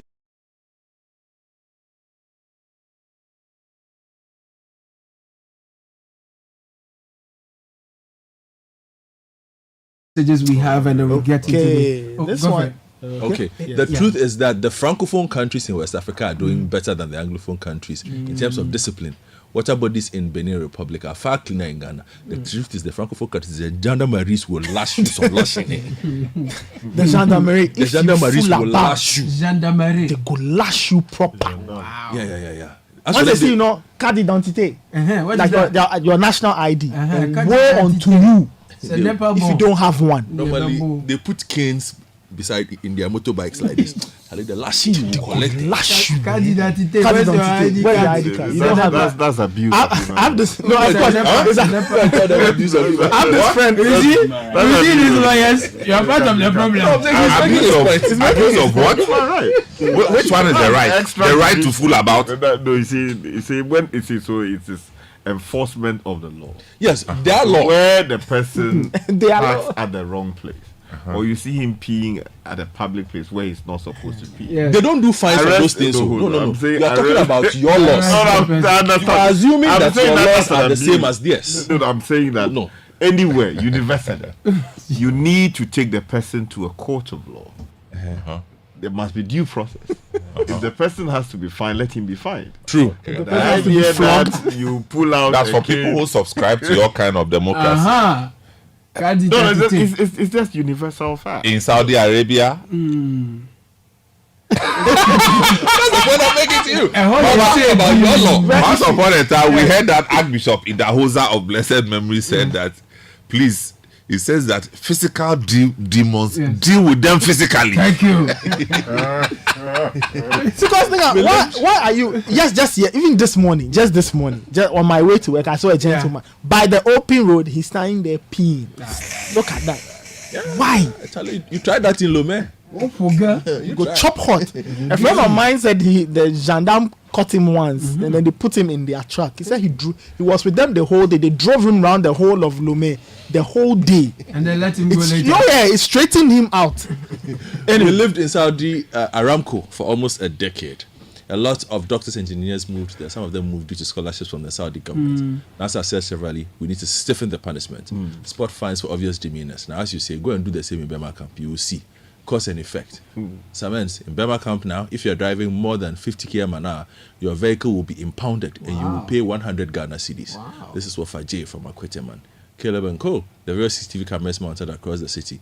What are the police using it for? I don't know. I don't collecting data. Good morning, Caleb and team. Can you believe that somebody's sheep is grazing inside the Mankwazi runabout at Tema Community 1 with some tied to the stands of the advertising post mounted in the runabout, which means this is deliberate and that the sheep have not strayed to that place. Who are you to do such things in Tema? Some time back, TDC, TMA will deal with this. We will not forget.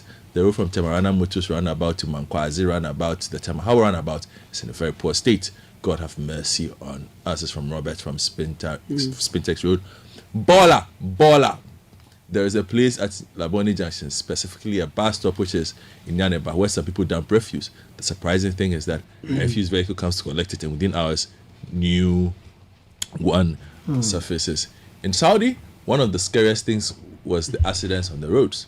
Our company decided that safety first. If an employee was involved in an accident, you forfeit your bonus or promotion, or sometimes, depending on the nature of the accident, you could be asked as an expert to leave the country. Wow. Why did they do this? Because they felt that the employees' lives are more important. Hence, the punishments are very harsh. This thing that Godfred is saying, some time back, I was in the UK, and I was going for an interview. I decided to use Google Maps because I did not know the way. I ended up on the motorway while walking. Cars started honking even though I was on the side. Moments later, police met me and asked me what I was doing here. Wow. What I was doing there. And that people are not allowed to walk around that side. They directed me back to the appropriate path. I would not forget this. Talking about the Tema motorway, I want to know if the bus stop in front of the Accra Mall, just before the motorway begins at the Accra Street, is it a bus stop for vehicles? Or is it a taxi rank for taxis to park and load? That's what's happening. People load to Tema and flour and things over there. So, why wouldn't you see some Ghanaians sell these metals as scraps when on our streets you see knocked down street lights which have been left there for years? Hi, it's Amazing Team. Caleb, the comment you made about the text system showing you the speed limit in green is not speeding or red. The comment you made about the text system is located at Newmont sites in Ghana. Right. At least I am aware and I've seen one at the mine in Achim. The tech facility was installed to alert and control speed limits for haul truck operators and light vehicles who use the mining areas. It's just, what kind of country is this? Now you understand why some people claim, oh, this one, being a washroom cleaner in Europe is better. This is from Jason. Anyway, so those are your comments that came through. Now, the season is upon us. We'll be talking about This Is Ghana very soon. Let's just pay our bills quickly. The season is upon us, where the world's greatest athletes will all gather in Paris for the 2024 Olympics. From the 26th to the 11th of August, DSTV will bring you the best coverage of every moment live and in HD via 8 dedicated channels. Tune in to catch our athletes Benjamin Azamati, Paul Amwa, and our 4x100 relay teams as they take on the world's best and hopefully chalk some wins. Renew your subscription today by dialing *759# to follow the 2024 Paris Olympic Games only on DSTV. DSTV, your home of entertainment. Now you are back home, you want to lie down, it's been a long day, but the mattress is sagging. That should not be your story. Go to Latex Foam and get high quality mattresses and furniture crafted with your ultimate relaxation in mind. They've got showrooms all over the country, or you can call them on 0302-231155 or visit them online, latexfoamghana.com. Now, in case the unexpected happens, how protected are you, your business, your school, shops, goods, your home, and your cherished vehicles? You need to get your investment back if the unexpected happens. Join us at the AMA Gardens for this year's insurance fair from the 24th to the 26th of June. Equipment, eye specialist services, pediatric eye care services, visual field testing, retina damage detection scan, 100% original and unbeatable frames and optical products, including contact lenses and solutions. So visit Robert and Sons Optical in Adabraka, Osudankwa Circle, Tema Community 6, Wager, East Legon, Adenta, Kumase, Ahodro, and Koforidjia. For more information, please call 0302-222-601 or 050-151-9111.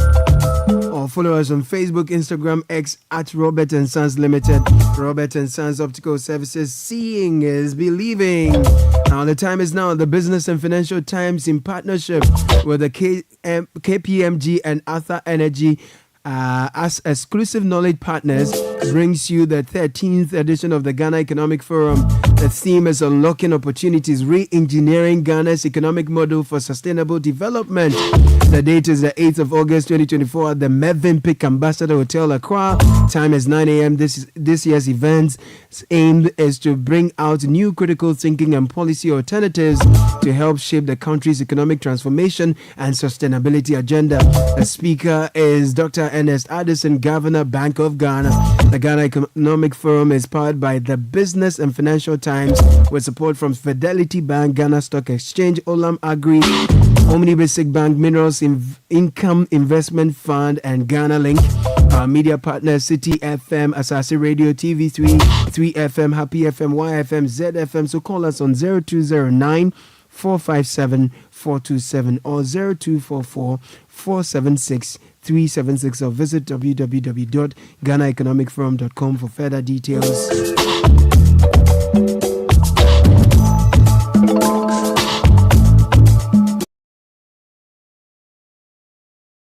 One of the things we do that I am always very excited about is This Is Ghana. The This Is Ghana exhibition. Yeah, This Is Ghana. You will see a lot of marvelous things made in Ghana, and if they don't tell you it's made here, you might have doubts. You will doubt that Ghanaians are doing such amazing things. It's always shocking for me, some of the things I see that are made here, and I wonder, where have I been? Where have these been? And why are we always looking somewhere else for these kinds of things and the quality we see? And for me, the This Is Ghana exhibition is an awesome platform where we see the finest of Ghana. You know, it's an example of the possibility of what the Ghanaian can do. And I'm excited we are doing this again. I'm excited we are doing this 31st August, 1st September. At the Accra, premises of the AMA. Metropolitan Assembly. In Accra. Tudu, Accra. Thank you. Yeah. Thank you. From 10 a.m. Saturday, 10 a.m. Sunday, we'll be there. We've been doing this. Oh, yeah. We keep doing it. You know, ours is to create the platform which we've been doing. You know, for me, what I see coming up in some couple of years ahead of us is to have, if you like, an all made in Ghana products supermarket. Okay. You get me? Like big supermarkets and everything there is made in Ghana. Wow, I know, right? Yeah. Who wants to see a thing like this? I do. I want to. You mean from the chingom to the PK to the shirts to the shoes, the watches, everything? You see, because it's only when we've been able to, if like, test it in our country that we can export it. Actually. Okay. Yeah. The ShopRites and what's the other one's name? The games. The games. All these others. Tried and tested in their countries. And so when they come here, they have tested it in their countries. And they will not come here because they want to promote your own. No way. So this is like a proof of concept for us before we even export. And lots of people have gone into the small and medium SME spaces doing amazing stuff, from clothing to mechanical stuff to IT to food, food packaging, light food, heavy food, some of our indigenous foods. I went to a shop and I saw Kobe powder. What? Kobe powder. I'm telling you, yes. Kobe powder with FDA approval. Thank you. And hear this. Tell me. Momoni powder. Thank you. Hey, Arukodo. Yes, Momoni powder. I'm telling you, and this is not some flavor from some Western country. Here, Momoni powder and Momoni paste. Here. What? Momoni paste? Yes. Momoni is Lavavi.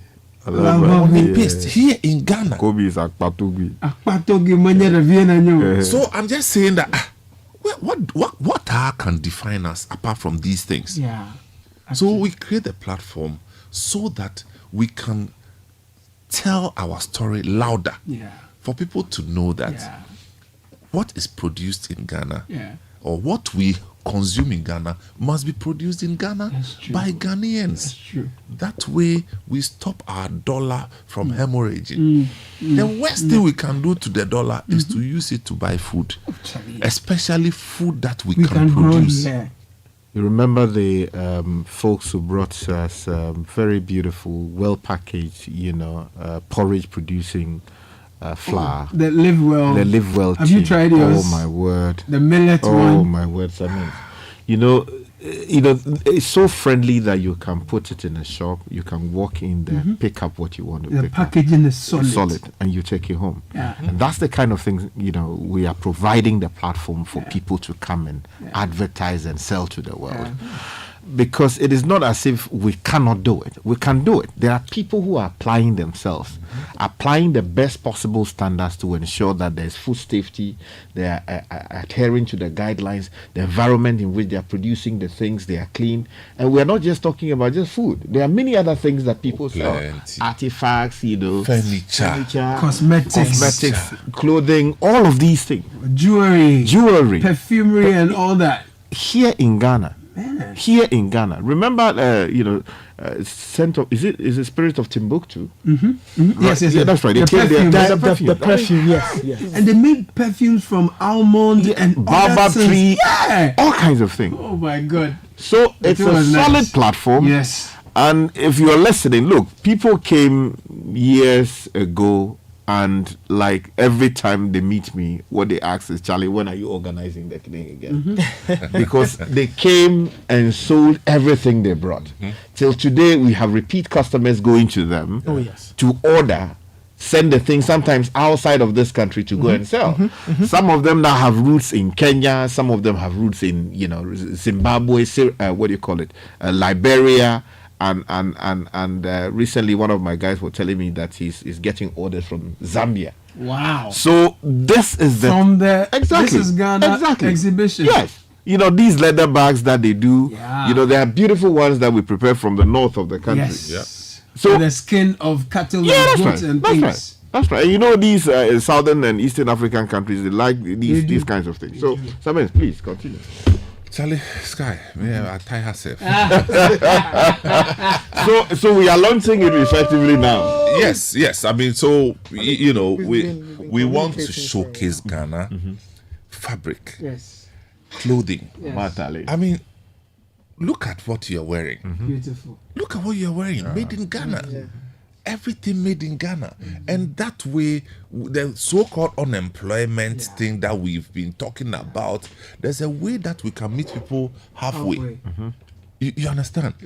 Tailors, dressmakers, if we give them the platform like this, they are able to craft their what do you call it?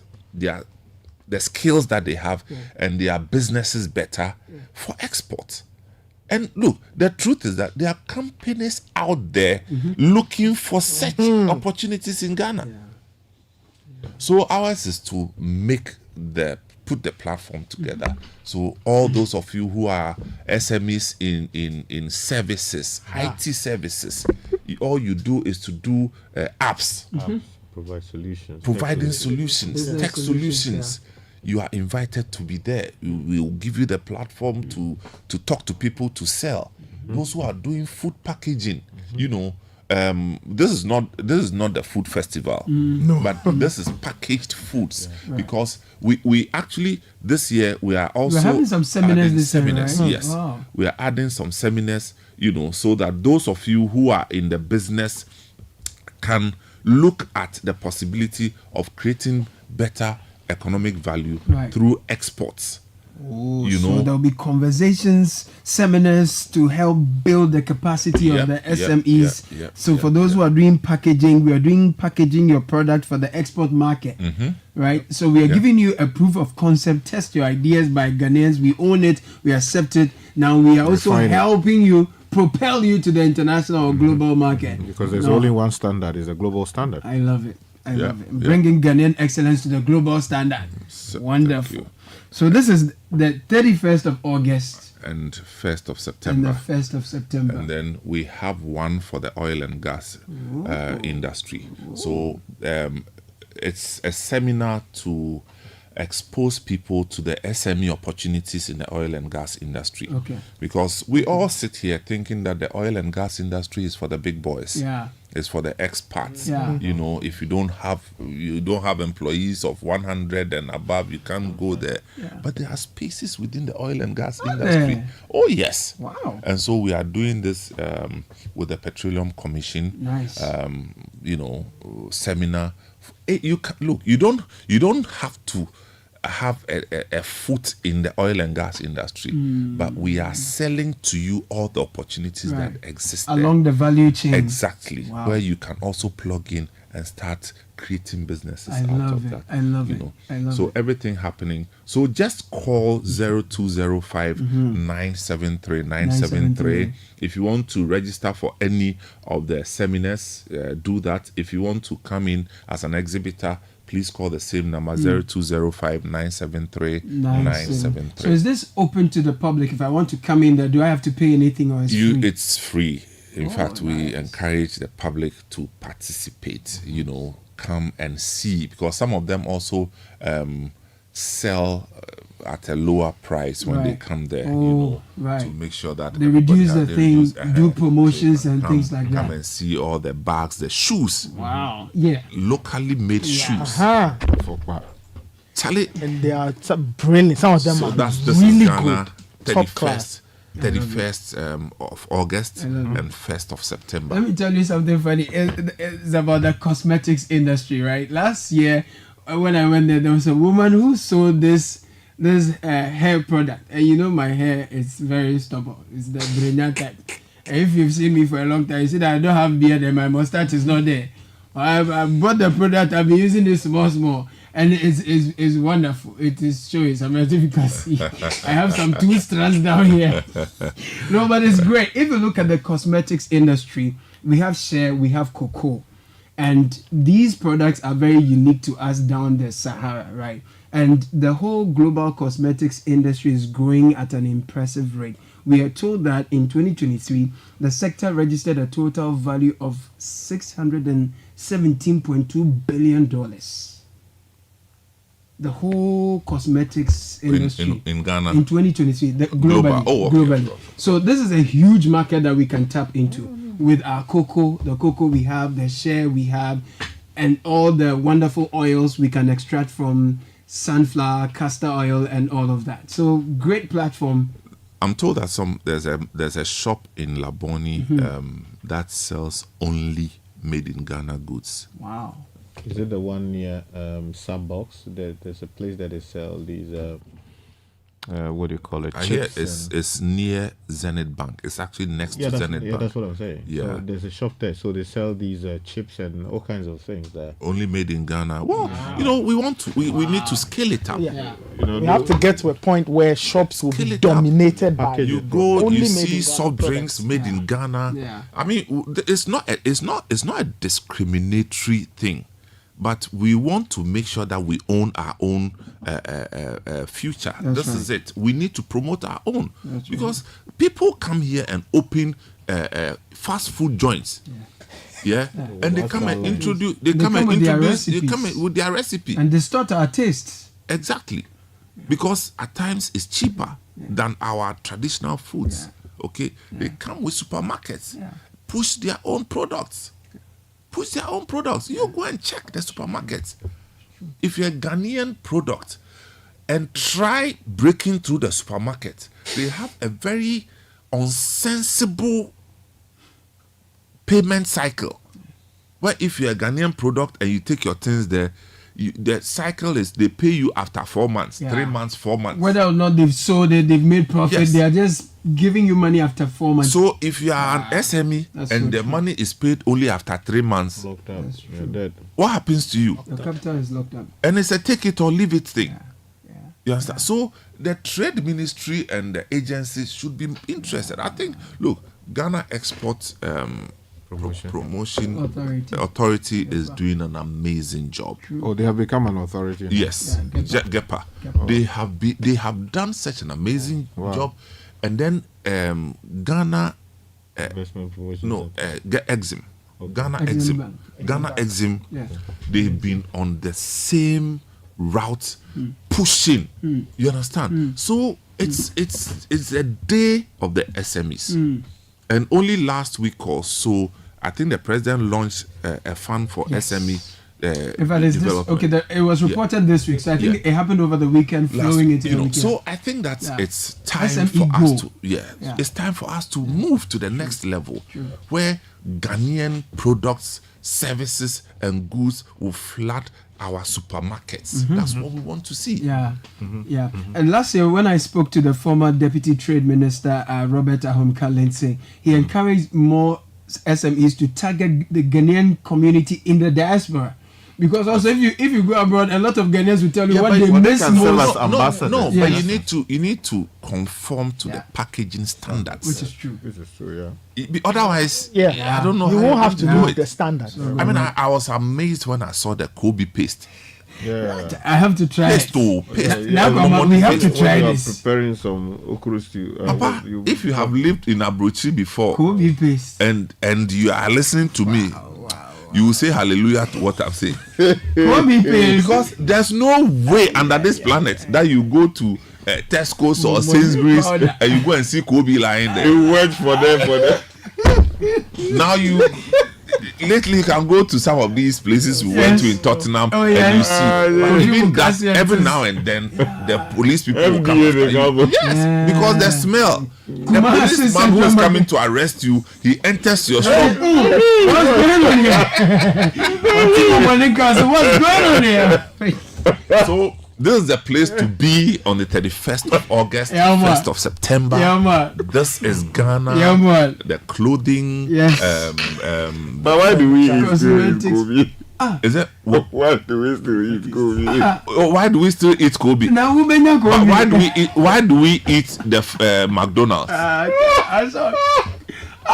Why do we eat McDonald's? Kobe. Put food for the gods. Put Kobe here and put McDonald's here and prove to me why I should choose McDonald's over Kobe. But that's it. That's the question of the day.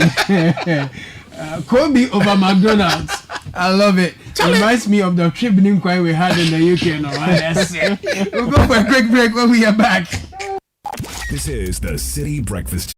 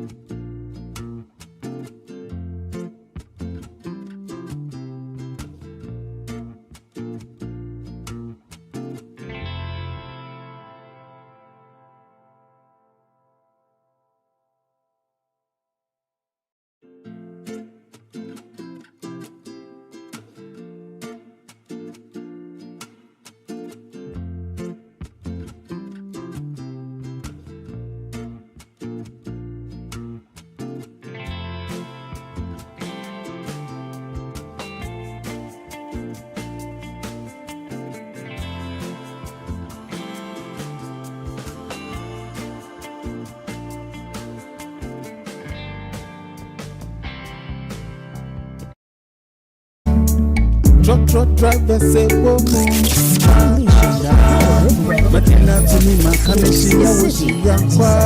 brother. The street is calling, the office is boiling, the struggles are real. Everybody is struggling to make a living in Accra.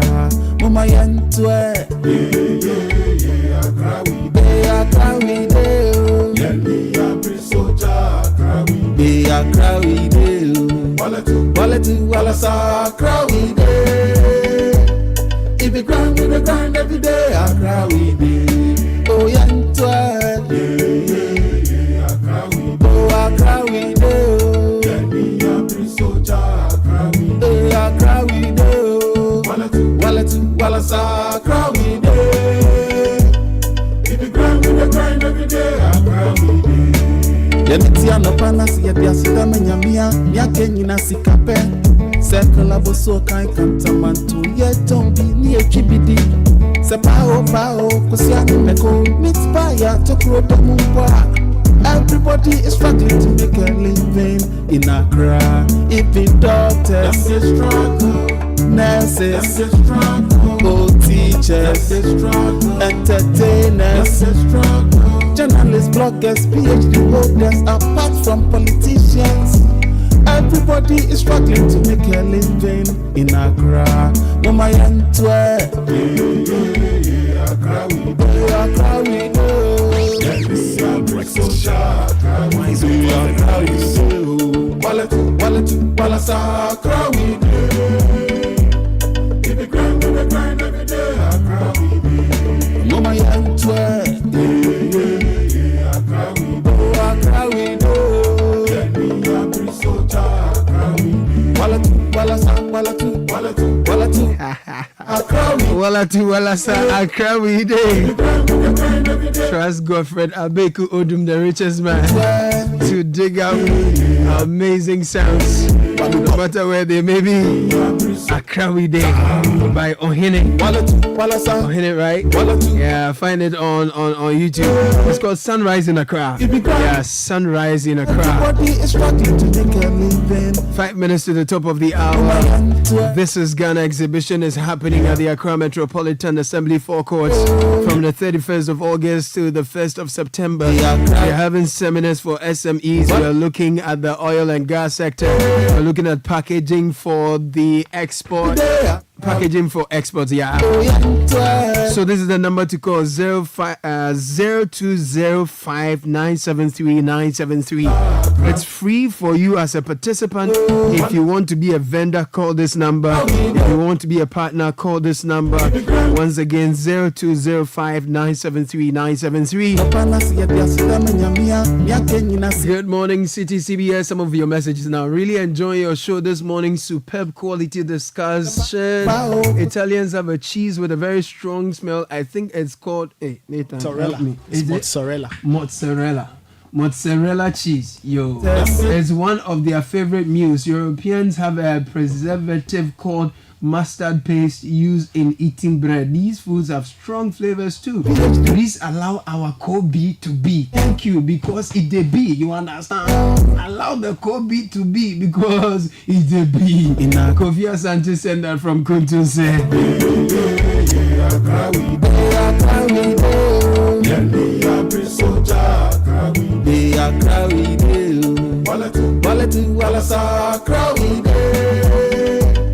If we grind every day, Accra we day. Oh yeah, Accra we do. Oh Accra we do. Let me up soldier, Accra we do. Oh Accra we do. Walla Accra we do. If we grind every day, Accra we do. Yanitia no panas yedia sida menyamia, miake na sikape. Circle of so kind cantamantu yet don't be near Kibidi. Sepao, Kosiani Meko, meat pie to Krodemu. Meat pie to Krodemu. That one is air pie. Later, have you bought some before? Oh, yeah. And you see one grain of beans somewhere there. Meat pie. It's supposed to be meat pie. I've bought some before. It turns to air pie. Bro, hey, Accra we day. Everybody is struggling. Oh man, there's a message here from Fanuel in Tema. Says, Samens, please sound this for me. We have been exporting raw cocoa beans over 100 years and the result is the same.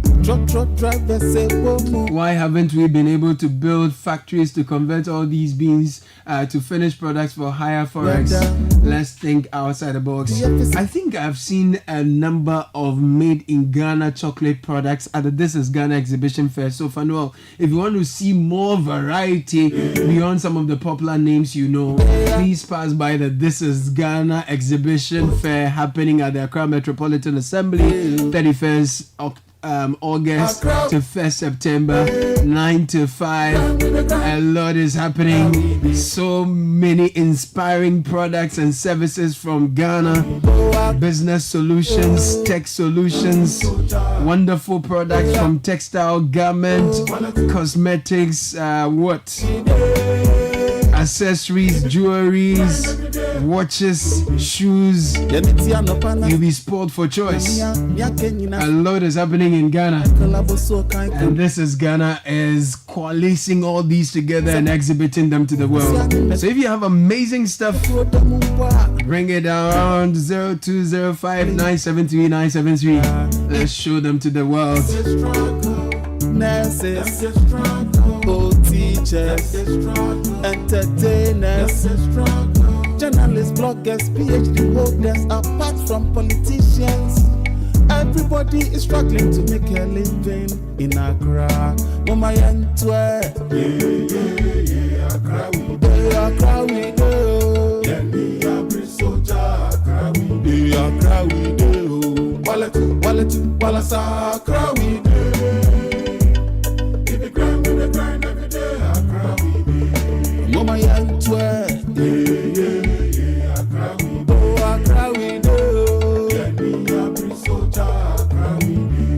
Walasa, wala two, walasa, Accra we dey. If you grind with your grind every day, Accra we dey. Mama yan yeah, Accra we dey. Mami Bosa, Mami Bosa. Wala two, walasa, Accra we dey. Indeed, Accra we dey. And one of the things you always find in Accra is a lot of, fine guests. One of them is sitting in the studio. Hi. Hello. What's up? I'm good. How is Accra? It's Friday. Accra is hot, but we day in Accra. Yeah, Accra we day. But what day the news is that? Fine guy. Well, coming up, news at 10.